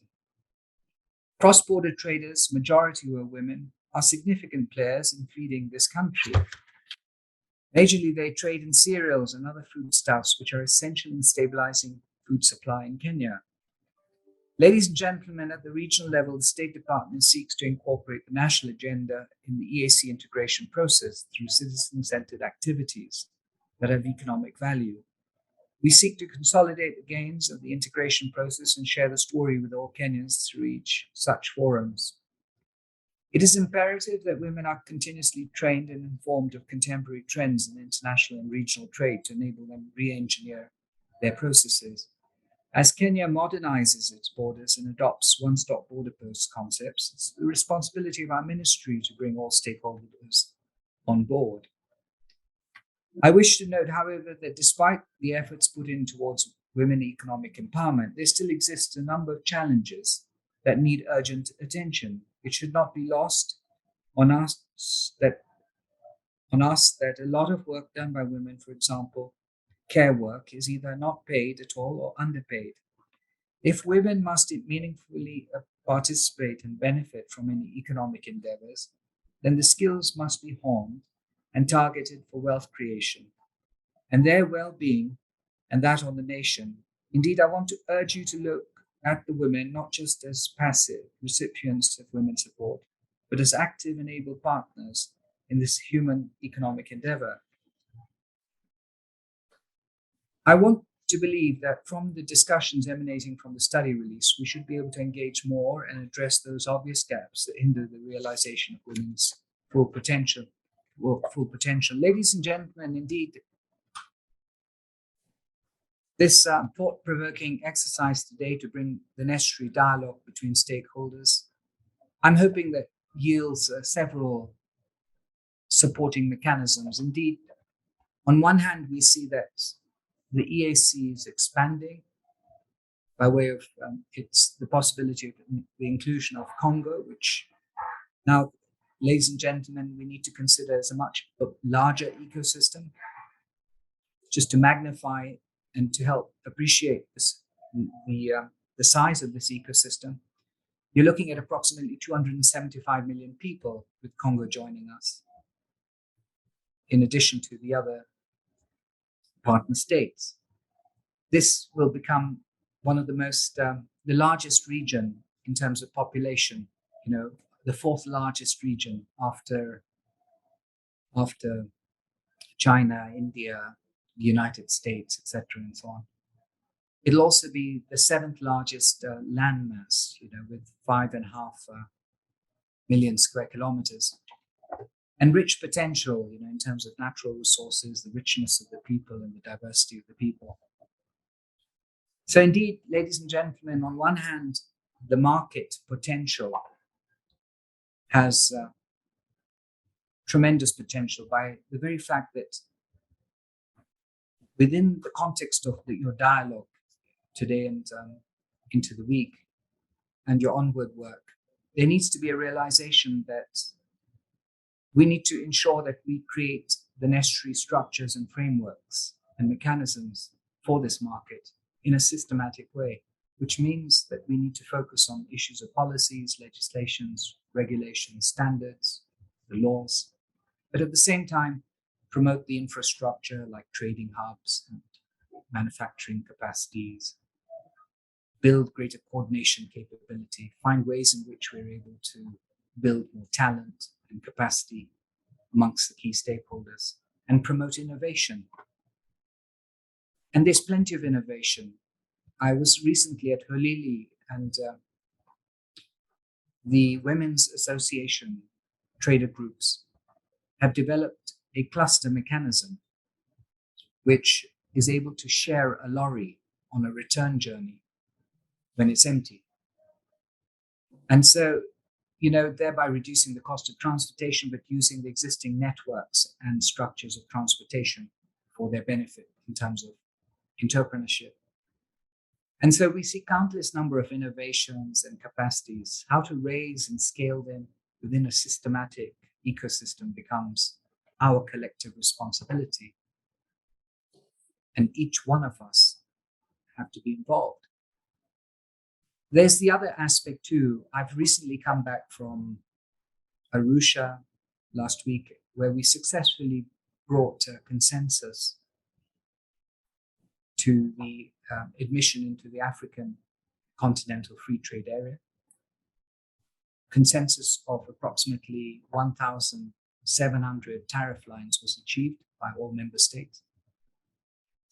This means that your access to efficiency of trade and economic affairs within the continent has increased to 900 million people, because prior to building that consensus, there were some 24 member countries within East Africa, 26 member countries within East Africa who had already fulfilled all the modalities within the African Continental Free Trade Area. Now, of course, there are more than 35, which means that, this too is a growing opportunity. So I can't help but notice on one hand the powerful potential that exists. And then on the other hand, the energy of women and the proficient capability to trade, to create relations, to find ways in which they take the risk, to build the courage for business acumen. And so all those in this room today, all those around these tables need to realize the gravity of opportunity here. And as we do this, we also need to lift the concept of trade. Trade is value addition. Trade is value addition. it's not a subsidiary to entrepreneurship. It's central. It's part of value addition. And so that means that we need to think big about this. We need to think about how do we promote that trading system? How do we make all these trading points within East Africa similar to Dubai? Like, how do we make a Dubai of Namanga? How do we make a Dubai of Lunga Lunga, Taita, Taveta, etc., and so on? The point I'm trying to make is that trading systems promote amplification. They're absolutely central to the integration process because they promote the value proposition of relationships between countries. But they're also extremely important to promote the overall function of our people and to ensure that we're able to touch the very arteries and nerves and be able to reach all stakeholders. Mr. Mwangi, can you still hear me? Yes. Okay, thanks. So I think the video seems to be cut off. Very good. So then, ladies and gentlemen, I just wanted to close by thanking you once again. But before I close, I just wanted to hear some thoughts. So if we could just send the microphone round the table, because this is really a meeting, how I would have wished to be with you, because I know that this meeting is the apex success of integration, because of all the things that I believe in and what I've said. But I would also like to hear from yourself, can we make these decisions? Can we enhance our support? And do we see the opportunity here of transformative success, thereby addressing issues of humanity, but at the same time, transitioning this into a full-blown opportunity of great success for our continent? Over to you, Mr. Mwangi. Dr. Desai, I think very loudly and affirmatively, we are fully in support, and we think the integration is working.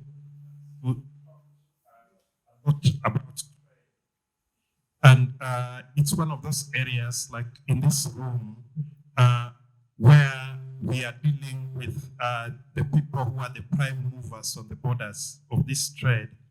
And as several speakers have pointed out, there's been a lot of work in terms of improving the policy framework, but also, as you said, in terms of trade facilitation, the whole infrastructure of trade. Much. You also touched on dialogue. So the fact that within this room we have different kinds of stakeholders represented, focusing on the issue of women economic empowerment and all, including the issue of trade, shows that as we talk about trade, as we talk about empowering particularly people who suffer relative marginalization in different ways in trade and building up the economy of East Africa and of Africa, we are on the right track. So thank you very much. Thank you. The next person ready to share their thoughts. It's open, responding to the PS talk. Yes, your name and organization as you respond.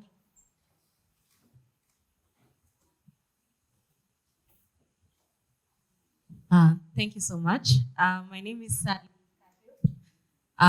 from Kenya Association of Manufacturers, and thank you so much, Dr. Desai. Always a pleasure to hear you speak, your conversance with the issues that we are dealing with. Representing the Women in Manufacturing program for the association specifically, we really hear you on the fact that trading is value addition. For the Women in Manufacturing program, when we started going into the counties last year, what we saw was what you're actually talking about, a hunger for women to trade outside of their own borders, from the counties to other counties, and also to know how to go into the region. But then there's a lack of knowledge, and the knowledge that exists, they find it very technical or inaccessible. So those are some of the gaps that we need to start talking about, empowering these women with even sharpening their business acumen to be able to spread, to get out of their counties to be able to really, them getting into manufacturing as a non-traditional sector for women is already quite laudable for them. And so that is one thing that I know we've started to work with county government. Your ministry and CS Betty's ministry is also quite involved in this. So we really need the government's intervention as well, especially with the coming of the AFCFTA, to know how we can get women in non-traditional sectors such as manufacturing to go beyond the counties, to go beyond Kenya, and to start taking advantage of some of these opening opportunities in the region. So thank you very much, and we do look forward to your support. We will be engaging you more on this. Thank you, Dr. Desai. Thank you, Kenya Association of Manufacturers. Next speaker is somebody behind you. Name and organization, please. Yes, thank you. And thanks to the PS for wonderful remarks and the clear learning points that we've got. And from the EAC Secretariat, really it's just to appreciate the Republic of Kenya for steering us forward this year as chair. But we also need your support, especially in this area we are going to, the African Continental Free Trade Area. We know now it opens up much more space, but also comes with even more challenges. We are 15 years into implementing the Common Market Protocol, the Customs Union and Customs Union Protocol, and I think 15 years, more than 15 years into implementing the Customs Union Protocol. But as you know, we still have challenges. So even as we now open up to the more than 900 million people across the trading zones, we need your support as chair so that we take stock of especially what we are doing, the challenges we are facing in this area, especially women and cross-border trade. On a personal level, I'm a man in business, but dealing with some of the things that women commonly deal with. And I know from a lived experience the challenge of cross-border trade. Sometimes when you are in this room, you will hear of so much, but if you go to the border, you will see a different scenario. And I think that's what we've got out of the dialogues that we've had many times with the women cross-border traders. So really, it's to ask for your support, especially in mobilizing the rest of the partner states to make whatever we agree on as policy actualized, so that at the end of the day, that very person who wants to trade can make an attribution of the impact of the regional policies that we are making. Thank you. Yes, your name and organization. Yes, sir. My name is Mohammed. I work in the Ministry of Defense. As a civilian, I'm the gender focal person in the ministry. And I appreciate your remarks. I thank you very much for the learning points that have come out in that brief. Sorry, sir, for that. I was saying that in my role as an officer at the Ministry of Defense, the issue of women's economic empowerment has become very pertinent, and I've picked out particularly the area you mentioned, that women need to be trained and informed on modern business trends so that they are able to grow. And one thing that is not known widely is that in the military, that is where I work, I mean as a civilian, the spouses and the widows form a special segment. And currently we are trying to see how we can bring them into this business environment. And so, having come to this meeting, to me, it's a game changer. I want to learn and go and implement the thinking and the resolutions that come out of such forum. And I thank you for your leadership in this area, for your presence, for your commitment, sir. I thank you, and I'm just hoping that this is the beginning of bigger things to come. Thank you, sir. Thank you very much. Much for the opportunity. I'm Ann Seda from Ministry of Petroleum and Mining. I'd like to thank you so much for the wonderful speech and remarks. We as the ministry will really be mainly focused on trade facilitation and access to information, because most of women are in the chain of production. But we know we are so endowed in terms of mineral resources, the gemstone. So the major problem with the women have is where to sell their products. So we look forward to you facilitating the trade with the other countries. Thank you so much. Thank you. I think the next person on the cloud is Mr. Mainge Patrick from the Kenya Private Sector Alliance. Thank you very much, Mwangi. Thank you very much, Bwana PS, for those great comments. We appreciate you, and especially from the Kenya Private Sector Alliance, bringing together all the business associations in Kenya. We thank you for including women in our business and policy. Mainly, especially we as KEPSA, we work a lot with women in business. My colleague here from the manufacturing sector, we are women in manufacturing. There's a whole body of SMEs that we work with, and especially focusing on the woman whose business. And mainly, which I want to mention here, is agribusiness. There's a lot that we can do in agriculture, being the key sector of our economy.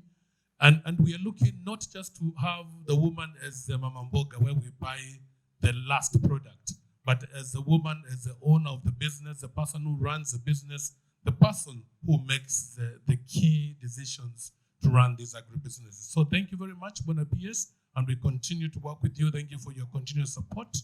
We appreciate you. Asante. Thank you very much, Mr. Mainge. Thank you so much, Bwana PS. My name is Viridiana Wasike. I'm in charge of partnership and resource mobilization at the National Youth Council. Now, the conversation has been going on about women, and I'll speak directly to young women and the youth.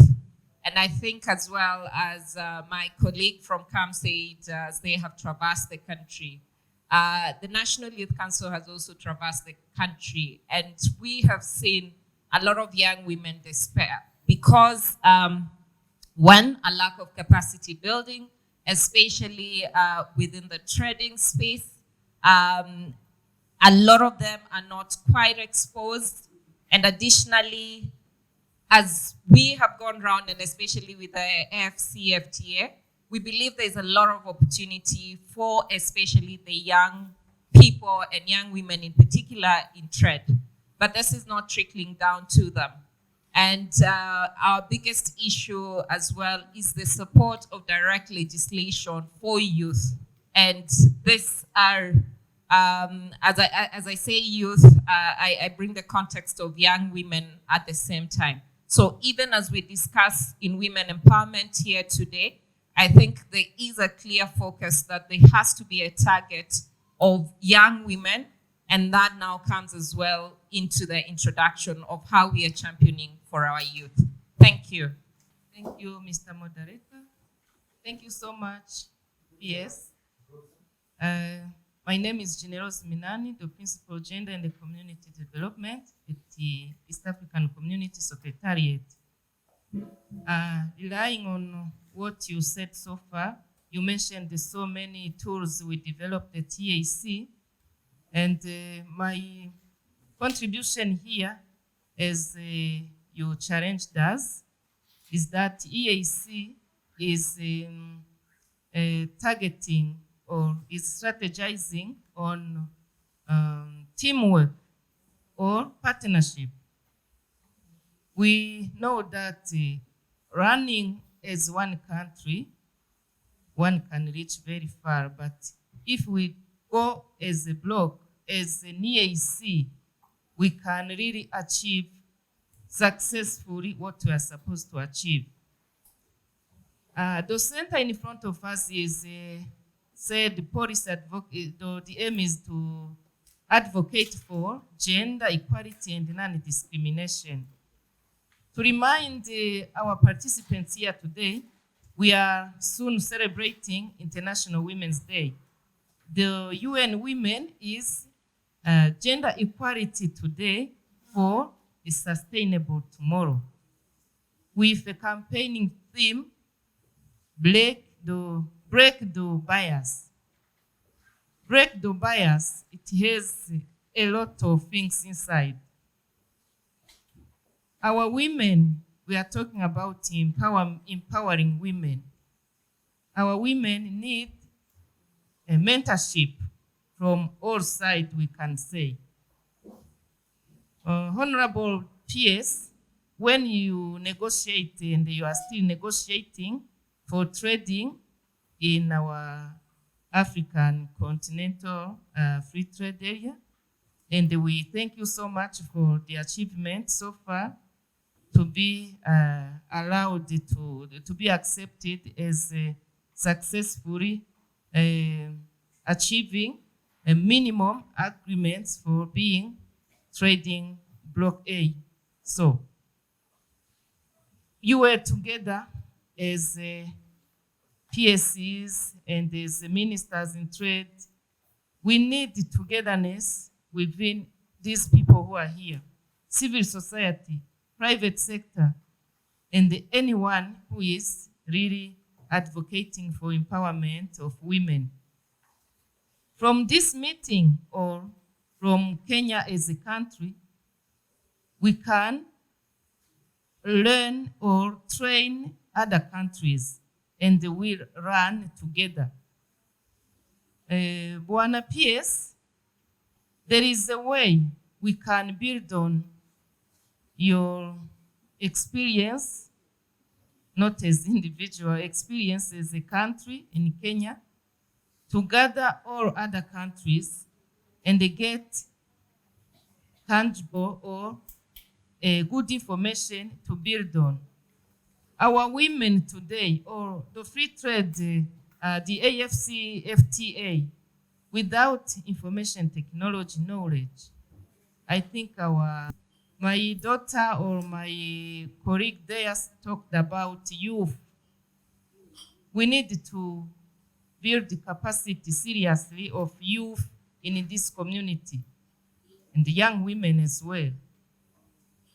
In this regard, we have to encourage ICT knowledge for everyone. E-commerce is the one which is going to make this community being successful in this continental trade. Otherwise, if we rely on our mama mboga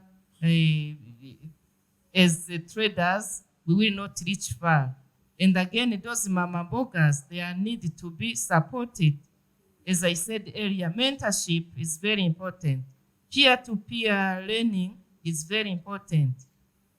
ICT must be at the front as a tool to make our young women, our youth successful, even mentor our mothers who were older in trading. Dear peers, as you gather in your group, your team, as PSCs, you can also look at all these areas and make a good recommendation or directive so that we can really take the lead in mentoring these women who are supposed to be empowered, not only in trade, but in all other angle of life. I thank you so much, PS, I thank you so much, Mr. Moderator, and thank you all for listening.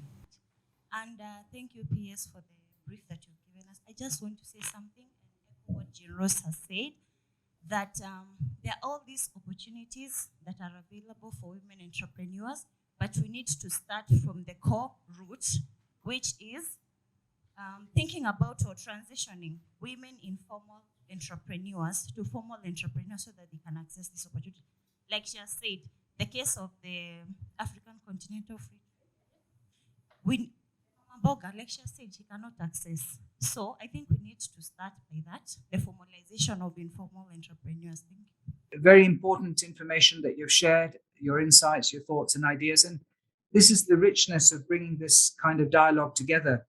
There's several things that I pick up already, but all the comments were very important. But the first is, indeed, we need to be mindful of the current situation for women, especially those that are trading without any support, and all the difficulties that they face, in terms of, the acceptance of society, the acceptance of administrations on both sides of the country. These are real problems, that they are challenged with.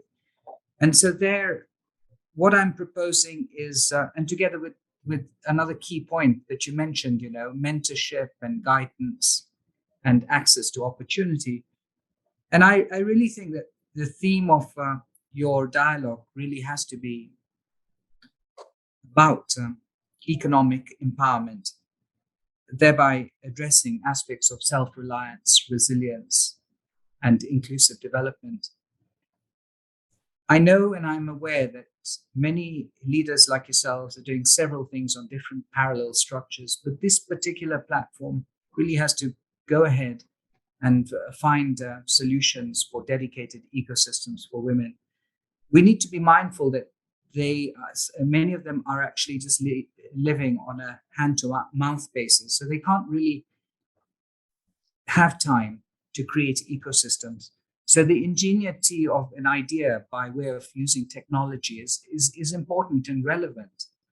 And I'm hoping that, either the Ministry of ICT or in collaboration with the private sector can take this up to create a mentorship platform.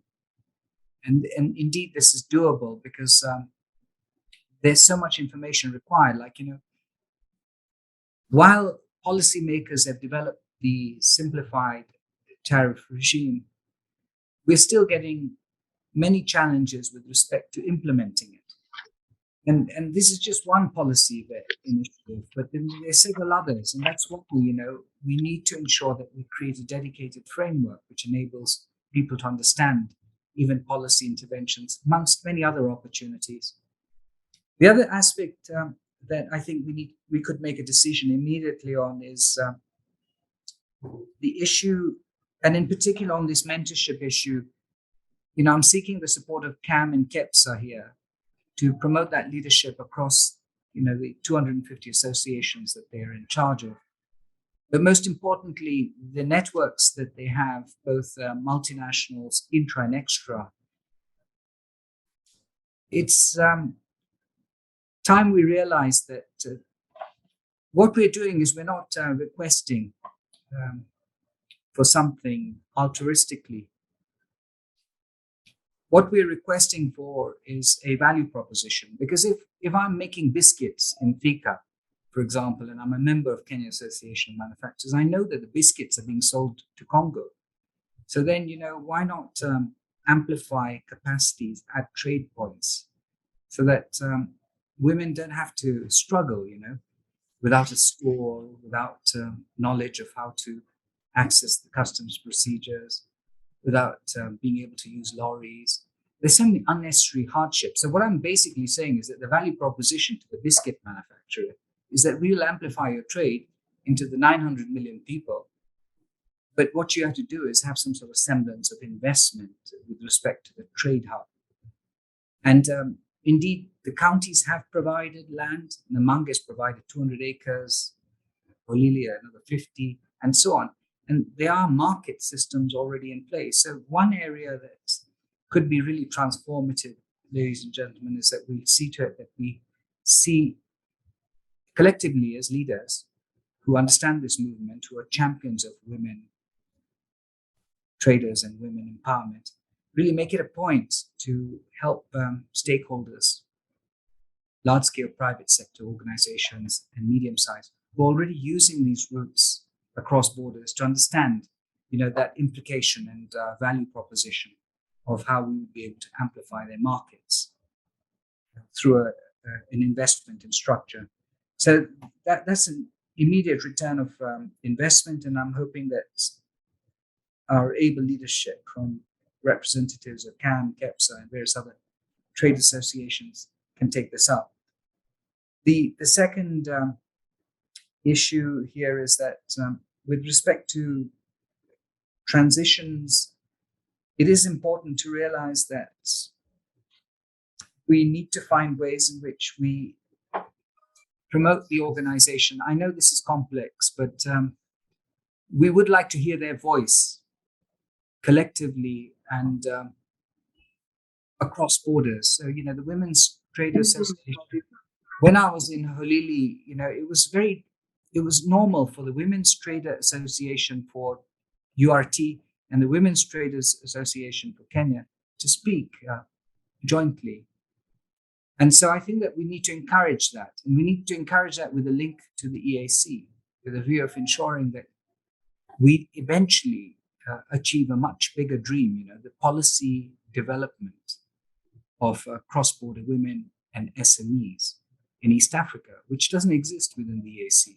So I think that, let us really aim for the highest level of transition and transformation. Let us create that economic policy for women traders and SMEs, and let us see how it's taken up seriously within the East African context. Because otherwise, if we don't think of women in manufacturing, women in trade, women supported by ecosystems, women encouraged by county administrations, women supported by value chains on an end-to-end ecosystem, then, whatever we do will be fairly small, and not impactful. We want to be felt by all. And we see the obvious return of energy and with a view of ensuring that we are very successful. So, ladies and gentlemen, these are just some opening thoughts, but indeed we want maximum creativity of this event. So I want to assure you that indeed not only are we in solidarity to the cause, but also as a ministry, we lead and champion this effort within government.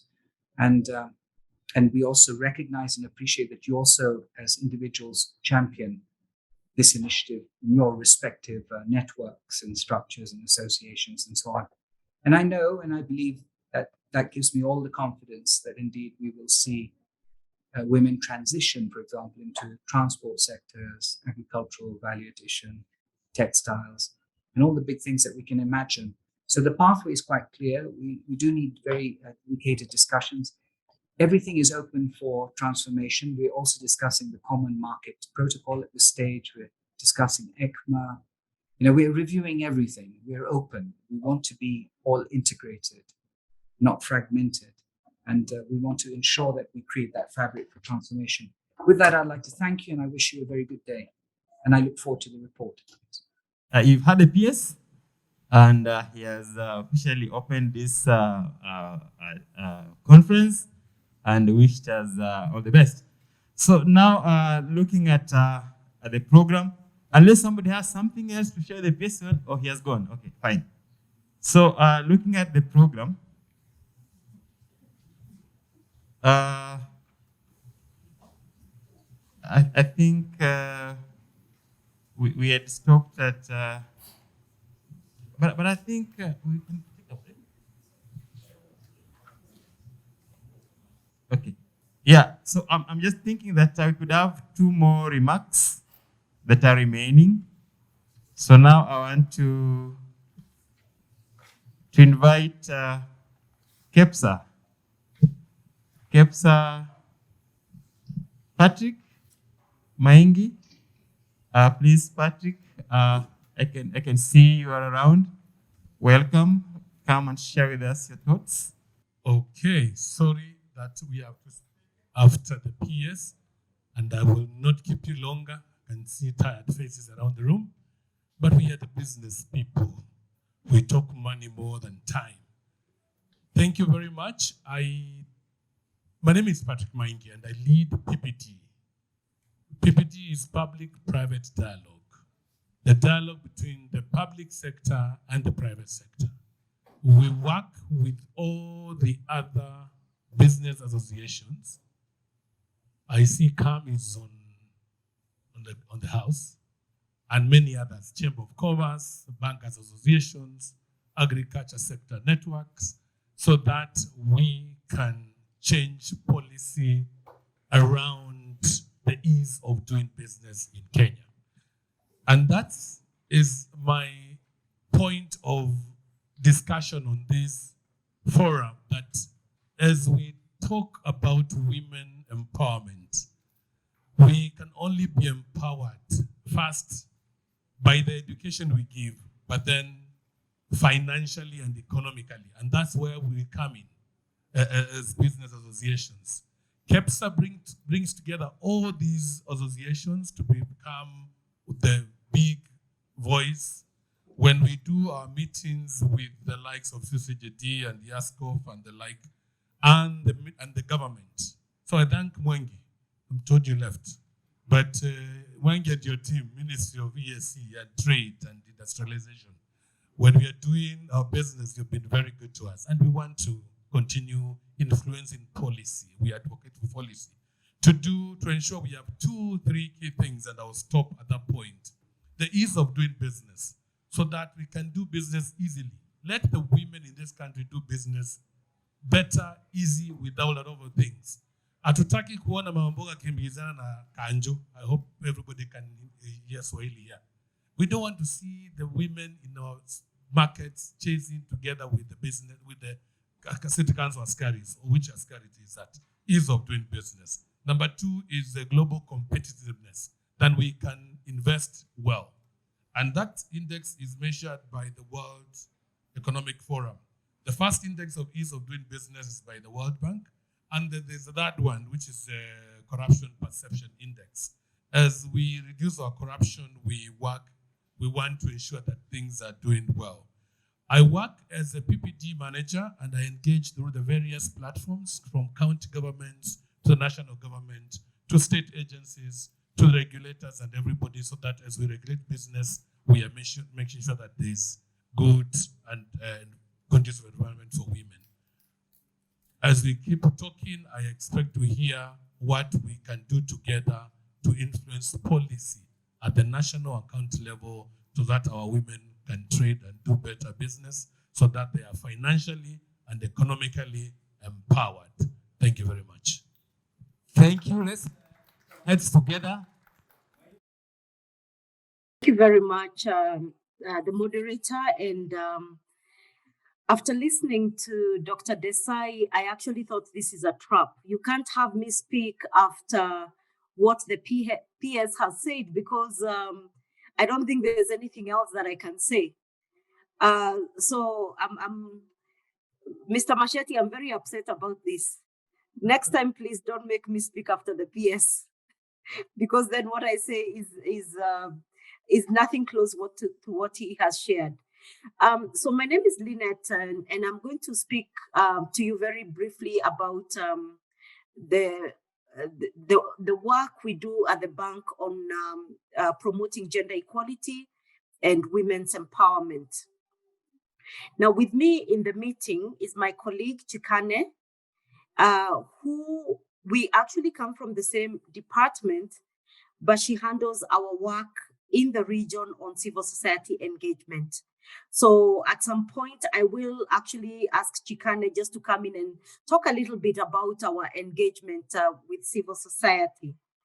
So I just want to thank you, the organizers, the Collaborative Center for Gender and Development, the East African community. Please don't move yet. I will tell you when to move the slides. I want to just thank you for convening this meeting. As I've been listening since morning, and I actually thought that this is so important for me, and I hope that there will be a report after this, because it gives a lot of background to the work we do on mainstreaming gender, especially around regional integration and trade projects in the region. So it's very, very important for us, and I'm glad that we're in this meeting. I actually was also very happy to see the representatives from the East African community. And I was thinking that I might actually just send a message to Madame Jane Rose and say, please, I would like to come and dialogue with you. Because again, as you will see later, our approach is gender mainstreaming, and it would really be a good idea to have collaboration with the gender department at the East African community. So I'm going to call Chikane later, but now I want to just start a little bit about the bank and how we work on gender. So if we can move to the first slide, please, or second slide. The second one, next. Now, I'm not going to dwell on this, but basically what I'm trying to say is that we've been on this journey for a very long time. And we've had a mixed bag of results. So the bank started working on gender where, as soon as after Beijing in 1995, the bank established a Women and Development Unit. And I think just like any other institution, there has been evolving from a focus on women and development, then to a focus on gender and development. And we've had results here and results there.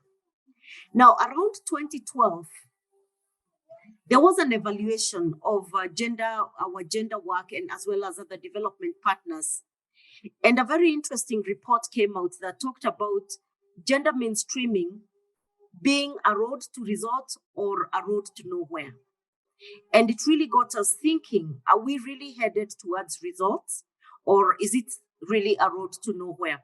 And 4 things came out of this of this evaluation report. That number 1, we needed stronger leadership that supports gender mainstreaming. And it was found that in the absence of such leadership, there was what was called policy evaporation. If you can give me a minute just to shut off the noise around me.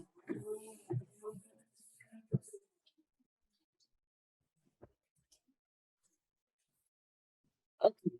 So there was policy evaporation. So we start off with very good policies. And I thought maybe I should mention this because I've had such good policies mentioned, such good initiatives, and we should guard against policy evaporation. Now, the second challenge was the absence of accountability mechanisms and incentive systems to carry on all these policies and actions to fruition. Third, we all know about the financial and human resources, that capacities and finance was not enough to actually do effective work on gender equality. So this has been going on forever, and we still know that it's an issue today. And then finally, and with institutions like ours or East African community or even government departments, a lot of us come up with guidelines and procedures and action plans. And we found that many procedures and practices are usually introduced, and then they are pursued for a short time, and they gradually decline use and die. So these are what the challenges, and I want us to think about this, because then thinking about this could help us in terms of how we take forward what we're discussing today and the actions agreed upon. So we have evolved, and just last year, then our board of directors approved a new gender strategy. And part of the evolvement we've had is actually making gender results part of the corporate commitments. So this is very important, making sure that the results around gender are not just the responsibility of a gender department, but a corporate commitment.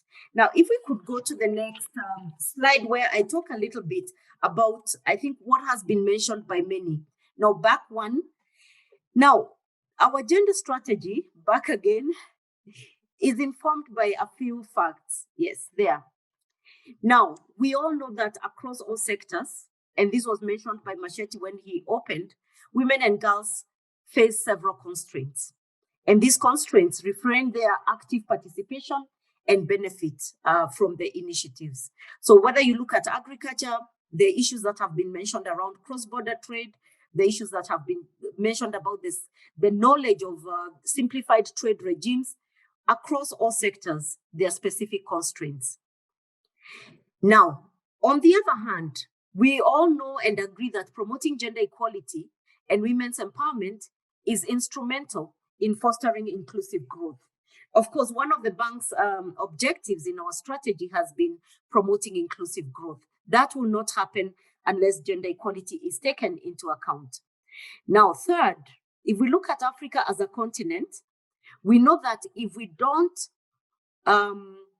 really focus on accelerating empowerment of women and girls, and I like that earlier Masheti actually said, why are we talking women and girls and not necessarily gender equality? If we do not accelerate this, then Africa's journey or East Africa's journey towards SDGs, towards our socio-economic fulfillment will actually be slowed down.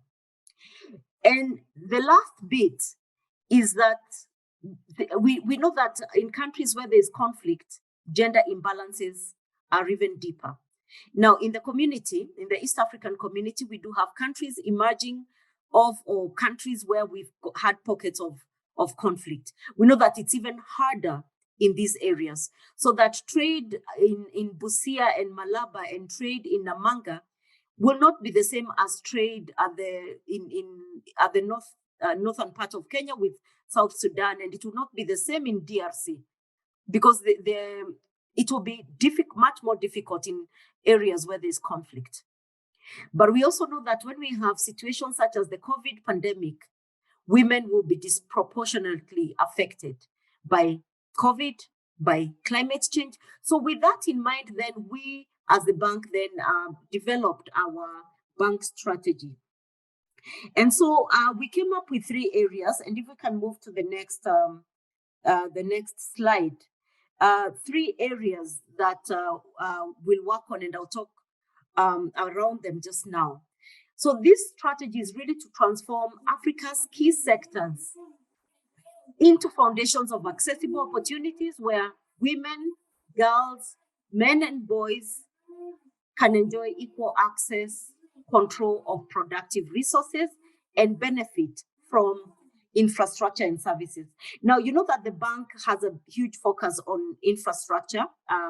I think maybe one of the things we are known for, even though we work in other areas, is infrastructure. And we do see infrastructure as an enabler of gender equality. And I'll look at how this works in the next slide. Now, I just want to talk about a little bit then of how are we addressing gender equality and women's empowerment. If we can move to the next slide, please. Back one. Okay, then I think I mixed up my slides. So the bank, I would say we have 4 or 5 approaches, and I think the slide will come up later. Maybe I've mixed them up on the one that's printed on my desk. So the first approach, our biggest approach, is really gender mainstreaming. I know this has, people have talked about mainstreaming, not heading anywhere, but given the way the bank works, we find this the most effective way. And the reason for mainstreaming is because we can leverage the large projects, whether it's infrastructure, whether it's agriculture, we can leverage those projects and make sure that gender results are included in those projects. Because as a bank, a lot of our clients, being regional member countries, may not necessarily come to the bank and borrow or request loans for gender equality. So our approach is, if they're going to borrow for a road project, then we are going to make sure there's gender results in that road project. If they're going to borrow for energy or agriculture or regional integration, then we incorporate gender results into those projects. That's why our main approach is gender mainstreaming. So we look at mainstreaming mainly in the projects, as well as in country dialogue, when we have dialogue with the member countries, and by regional member countries, I mean all the African countries. I also mean the regional economic communities like the East African community, as well as our internal policies. Now, we do have an internal tool that we use, which we call the gender marker system. I won't go into the detail of this, but what this tool enables us to do is ensure that we have results on gender right into the design of the project and articulated all the way to the project log frames so that these results are tracked. So I mean, if there was time, I could speak a little bit about how we do this. But this is actually so that we hold ourselves accountable, that the projects are indeed transformational. And we focus on a lot of things in the mainstreaming. For instance, in transport, it's looking at how transport corridors or roads are promoting women's access to markets, physical markets, or whether it's one border stops that promote regional trade, whether it's getting women as contractors on projects, whether it's employment. In water, for instance, we look at projects reducing the burden of reproductive roles for women so that they're not spending 4 hours drawing water and have access to household water, or energy for food processing and making work easier. Agricultural value chains, and I had the PS talk about value addition. We look at women's access to land, access to finance, access to productive resources in agriculture. So across all the sectors, we make sure that we have gender results in there.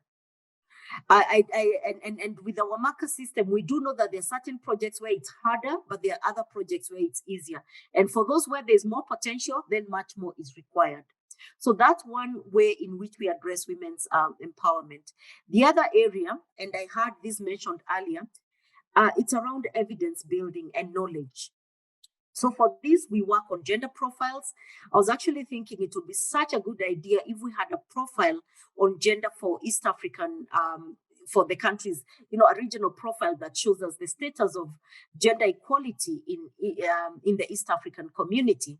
So these are really evidence documents that show us where we are and where we need to be going. And I must say right now we are working on profiles for Uganda. We will be starting Uganda. Rwanda, we have started work, and Burundi as well. We have started some work. For Kenya, there's already a profile being developed by UN Women and the EU. So we don't really want to do what is already being done. And we are in the process of finalizing a gender profile for Tanzania. So these are important in terms of giving evidence. Then at the aggregate level, we have an African Gender Index that now compares progress of Africa as a region and ranking of countries in terms of where they are. Then we have numerous other gender studies and tools and guidelines. So that's our work around knowledge.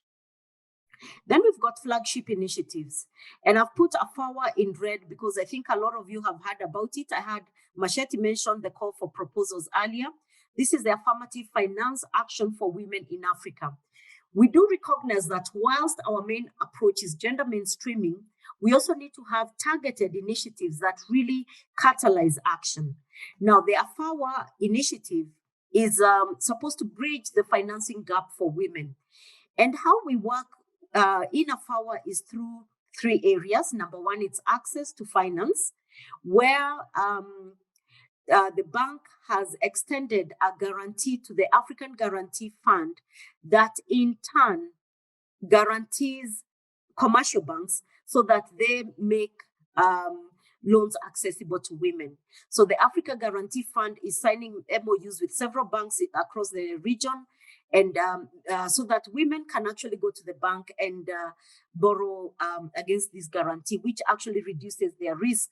And we hope that it can also then give them a good risk assessment when they go to the banks.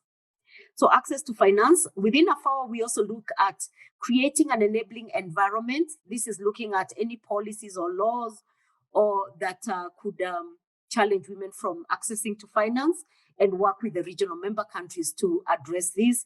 We look at what the gaps are.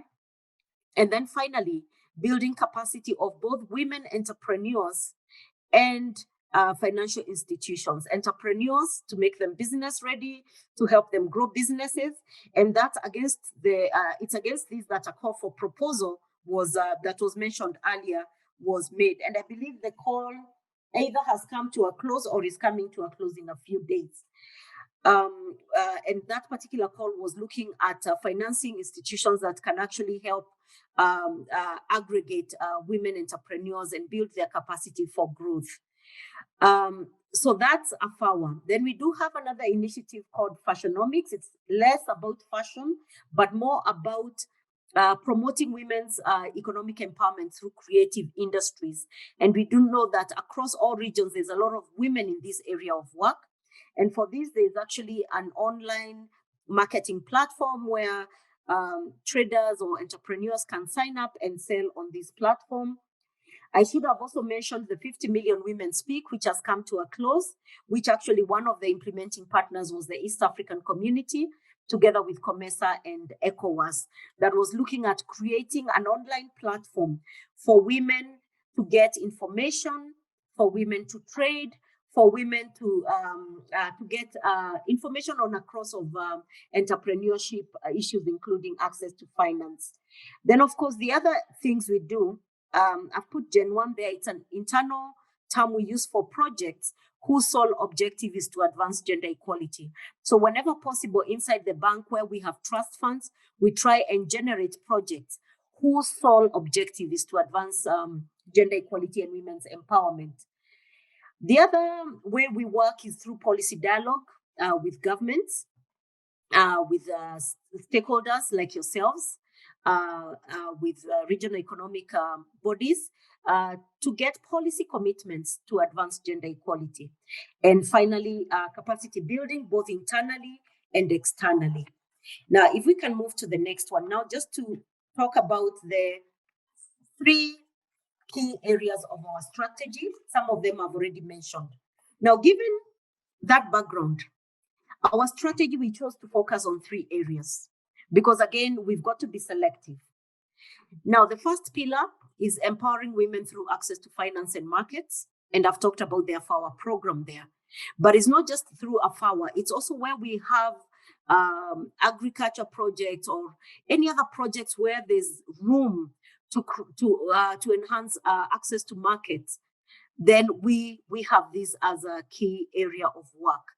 So empowering women through access to finance and markets. The next pillar is accelerating job creation for women through skills enhancement. And we have several internal projects, the Technology for Agriculture project, the Coding for Employment project, the Youth Empowerment projects in the bank, where we ensure that the skills of young women are also being built so that they can get employable skills. But beyond the standalone projects, also, if we look at our infrastructure projects, we will design them such that some of them include internship programs for young women. We look at where there's gaps. We have maybe training.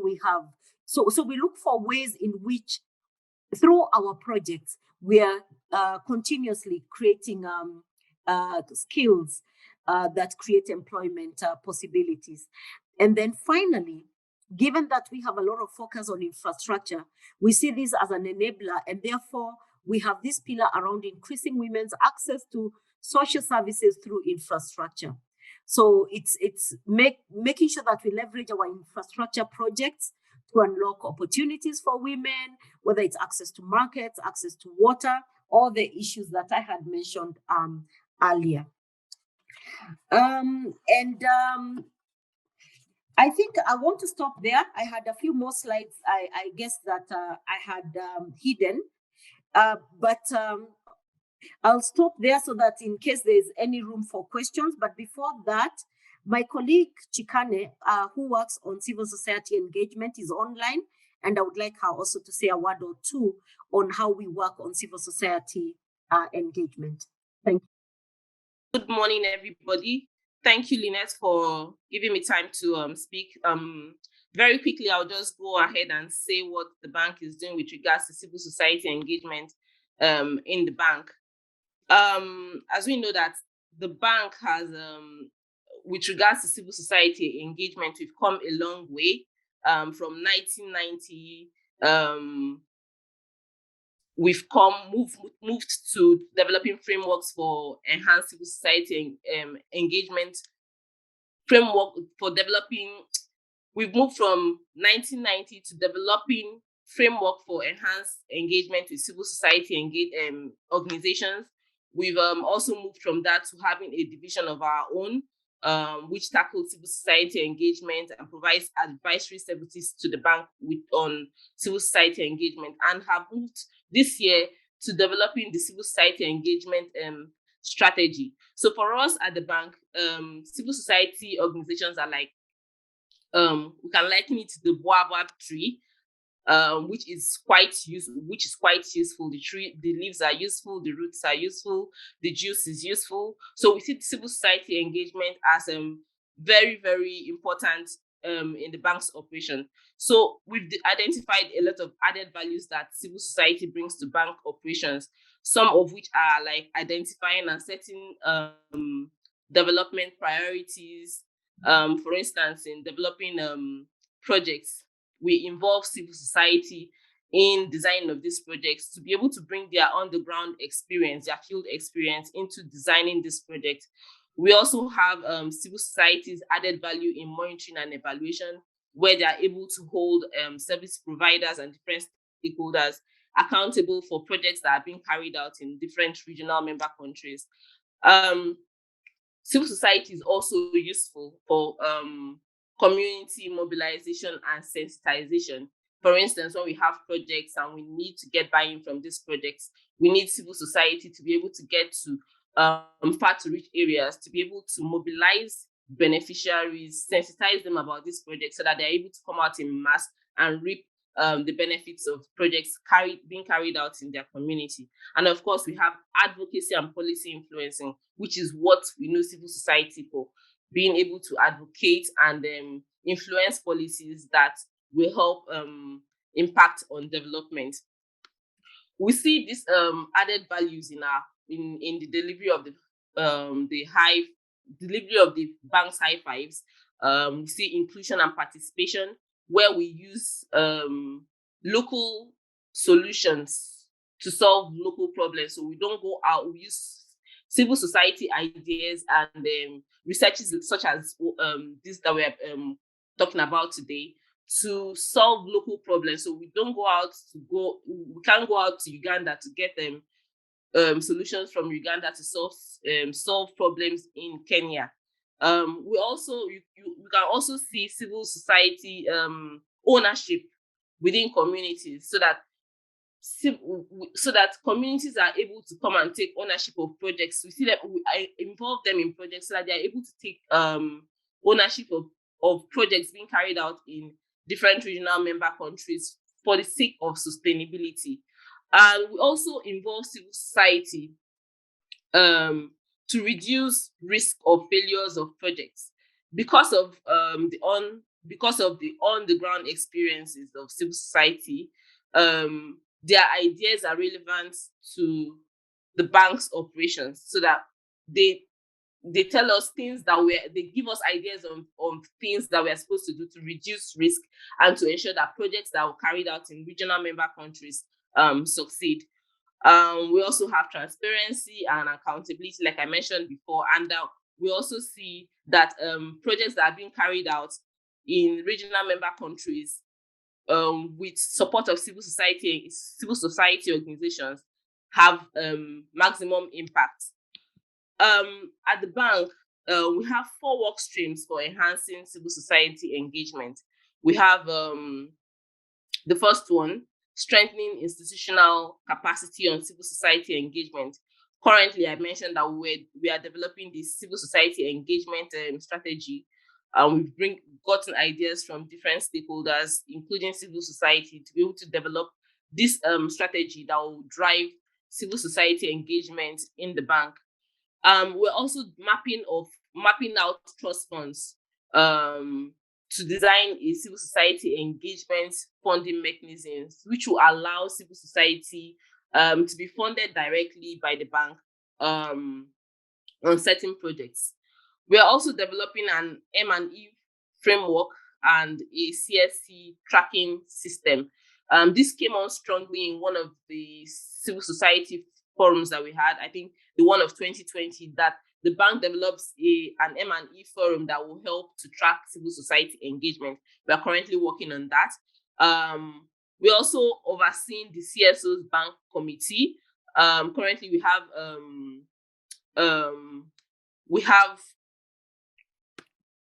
have like 11 different departments that are represented in the bank committees, and we also have civil society organizations that are also represented in these committees, of which Machete is representing the East African Union, the East African continent. We also have the regional. Sorry, my colleague said her internet has issues and she will try to join back. Then we also have the regional and global CSOs forum. Last year we didn't have the annual forum that was really the norm at the bank. We had regional forums to bring closer to bring closer the dialogue at the regional level, and we had a very strong engagement from CSOs in East Africa. So the second pillar is mainstreaming civil society engagement into the bank's policies and operations, and currently we are working on different guidelines and tools that will ensure this. We are currently developing a guideline for mainstreaming civil society engagement. We have guidelines for organization of civil society open days and handling of civil society requests. We also have the bank database for civil society. Now, the bank's database for civil society is like a tool that helps civil society be visible to the bank.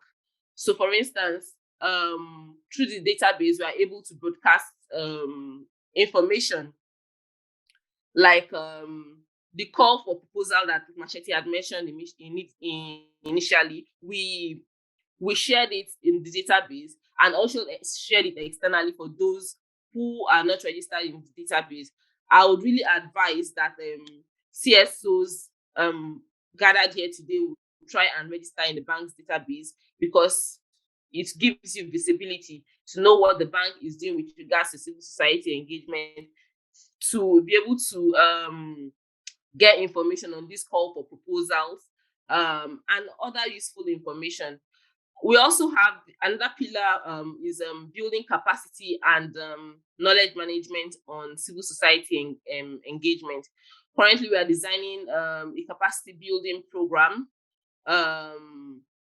for internally for capacity building on civil society engagement. We have civil society engagement inductions and e-learning models for staff to be able to educate our staff on how to better engage with civil society. We also have the CSC training and guidance for civil society, which is like a training that would be carried out to help civil society organizations understand how to better engage with the bank. We hope that by the end of the year, most of these guidelines and tools will be rolled out and be put into use. Finally, we have improving communications and outreach on civil society engagement. We are designing a platform, an interactive platform for civil society online engagement. And so if you go to the website, you don't just see a platform, you don't just see the platform for civil society engagement, you see that the platform is kind of interactive. We also are designing a CSC communication guide that will help us communicate better on civil society engagement. So basically, this is all that we're doing with regards to civil society engagement. But in summary, I will just list a couple of tools that are being developed, and then that hopefully at the end of the year will be rolled out. We have the guidelines for CSC for civil society engagement in CSPs and risk. We have the toolkit for CSC in projects, We have the CSC capacity building program. We have the guidelines for handling civil society engagement requests. We have the guidelines for civil society engagement in open days. We have the CSO's database, and we have online CSC interactive platform. So basically, that's all we are doing with regards to civil society engagement.